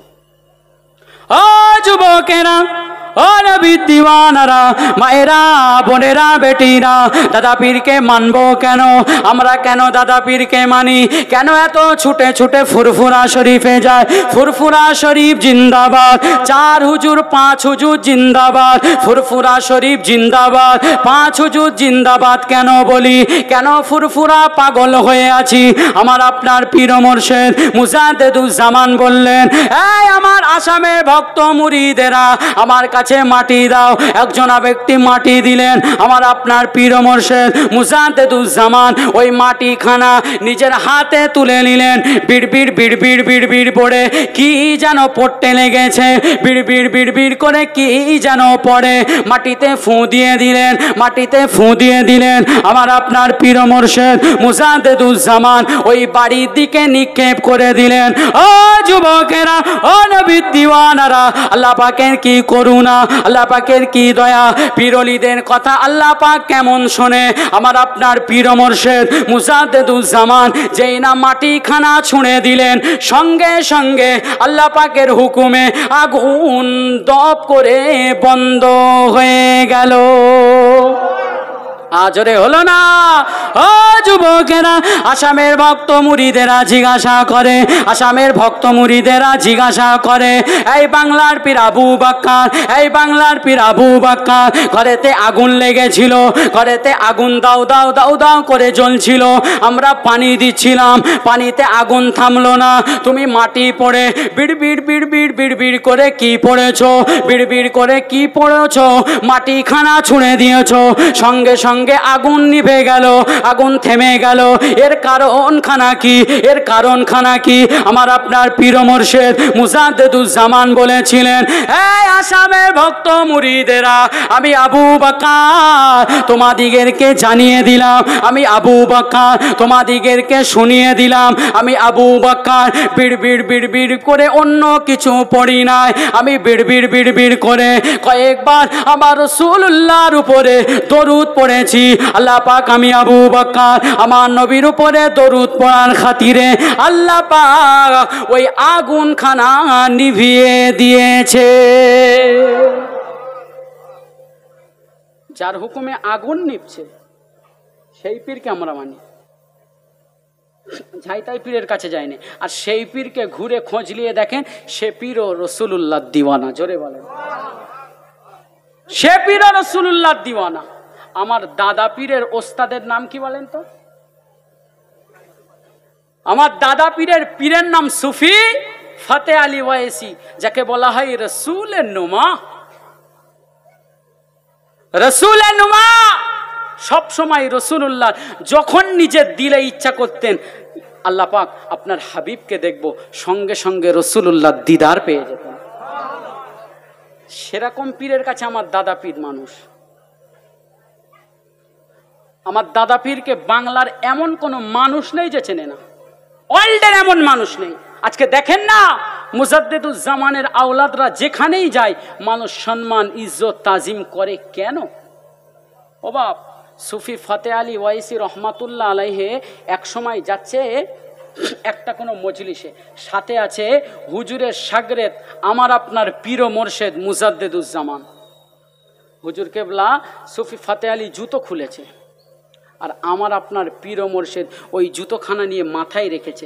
সবাই জিজ্ঞাসা করছে, তুমি এত বড় আলেম, তুমি তোমার পীরের জুতোকে কেন মাথায় রেখেছো? কেন মাথায় রেখেছো? আমার আপনার পীর ও মোর্শেদ মুজাদ্দেদুজ্জামান বলেছিলেন যে আমি আবু বকর রসুলের নামা সুফি ফতে আলীকে পীর হিসাবে মেনে নিয়েছি, আমার পীরের জুতো মাথায় কেন আমার দিলেও রাখতে পারি। জোরে বলো, এর নাম পীর মানা। আমরা তো শুধু ফুরফুরা ইসালে সাওয়াবে যাই, কোনো সময় যাই হালুয়া মঞ্চুর মোরব্বা কিনে নিয়ে বাড়ি আসি, হয়ে গেল। পীর মুরিদি কোথায় গেল? বায়াত হওয়া যে ওয়াজিব, একটা মানুষকে বায়াত হতেই হবে। মুসলমানের ছেলেরা, এ নবীর গুলামেরা, ও আমার নবীর আদরের উম্মতেরা, ও যুবকেরা, ও নবীর দিওয়ানারা, একটা কথা বলে দিয়ে যায়, সুন্দরবন এলাকা চেনেন না? চেনেন না? সুন্দরবন এলাকায় ছোট হুজুর পীর কেবলার একটা মুরিদ ছিল। তাহাজ্জুদের নামাজ পড়বে বলে ঘাটের ধারে পুকুরের ধারে উজু করতে গেছে রাতের বেলা। ও বাপ, দাদা পীরের কিছু কথা বলতে অসুবিধা আছে? অসুবিধা লাগে কেন? আজকে কোরআন হাদিস ইজমা কিয়াসের কথা অনেকে বলবে, কিন্তু আমার দাদা পীরকে মানুষ ভুলিয়ে দেওয়ার চেষ্টা করছে না, করে না? করছে না, করে না? একদল মানুষ বলছে সমাজের অবস্থা খুব খারাপ, এনআরসি হচ্ছে, এসআইআর হচ্ছে, ওয়াকাফ চলে যাচ্ছে, হাই হাই হাই, এখন তুমি দাদা পীর করছো। এ বাপ, যারা বাতিল আছে তাদের কাছে গিয়ে বলো না। যে কথাটা তুমি আমাকে শোনাচ্ছ, ওই কথাটা তুমি যারা বাতিল আছে, যারা দাদা পীরকে মানে না, অনুসরণ করে না, তাদের কাছে গিয়ে বলো না। আমাকে শোনাচ্ছ কেন? আমরা যখন কিছু বলতে যাব তখন সমস্যা, ওটা তো নিজের জন্য হয়েছে।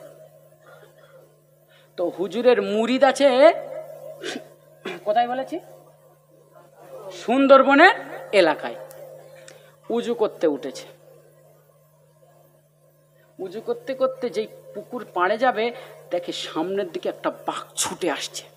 ও ভাব, একটা মানুষ গভীর রাতে যখন পুকুর পাড়ে থাকবে বা রাস্তাঘাটে থাকবে, একটা বাঘ যদি ছুটে আসে, ভয় লাগবে না? লাগবে না? লাগবে না? লাগবে না? ওই মানুষটা ভয় করছে।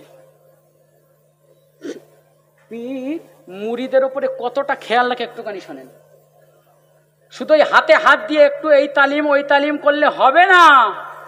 আপনি যেমন পীরকে মানবেন, পীর তেমন খেয়াল রাখবে। সুন্দরবনের আকার মানুষ, ওই মানুষটা নামাজ পড়ার জন্য উজুখানা করতে লেগেছে। হঠাৎ করে দেখতে পাচ্ছে সামনের দিক থেকে বাঘ ছুটে আসছে।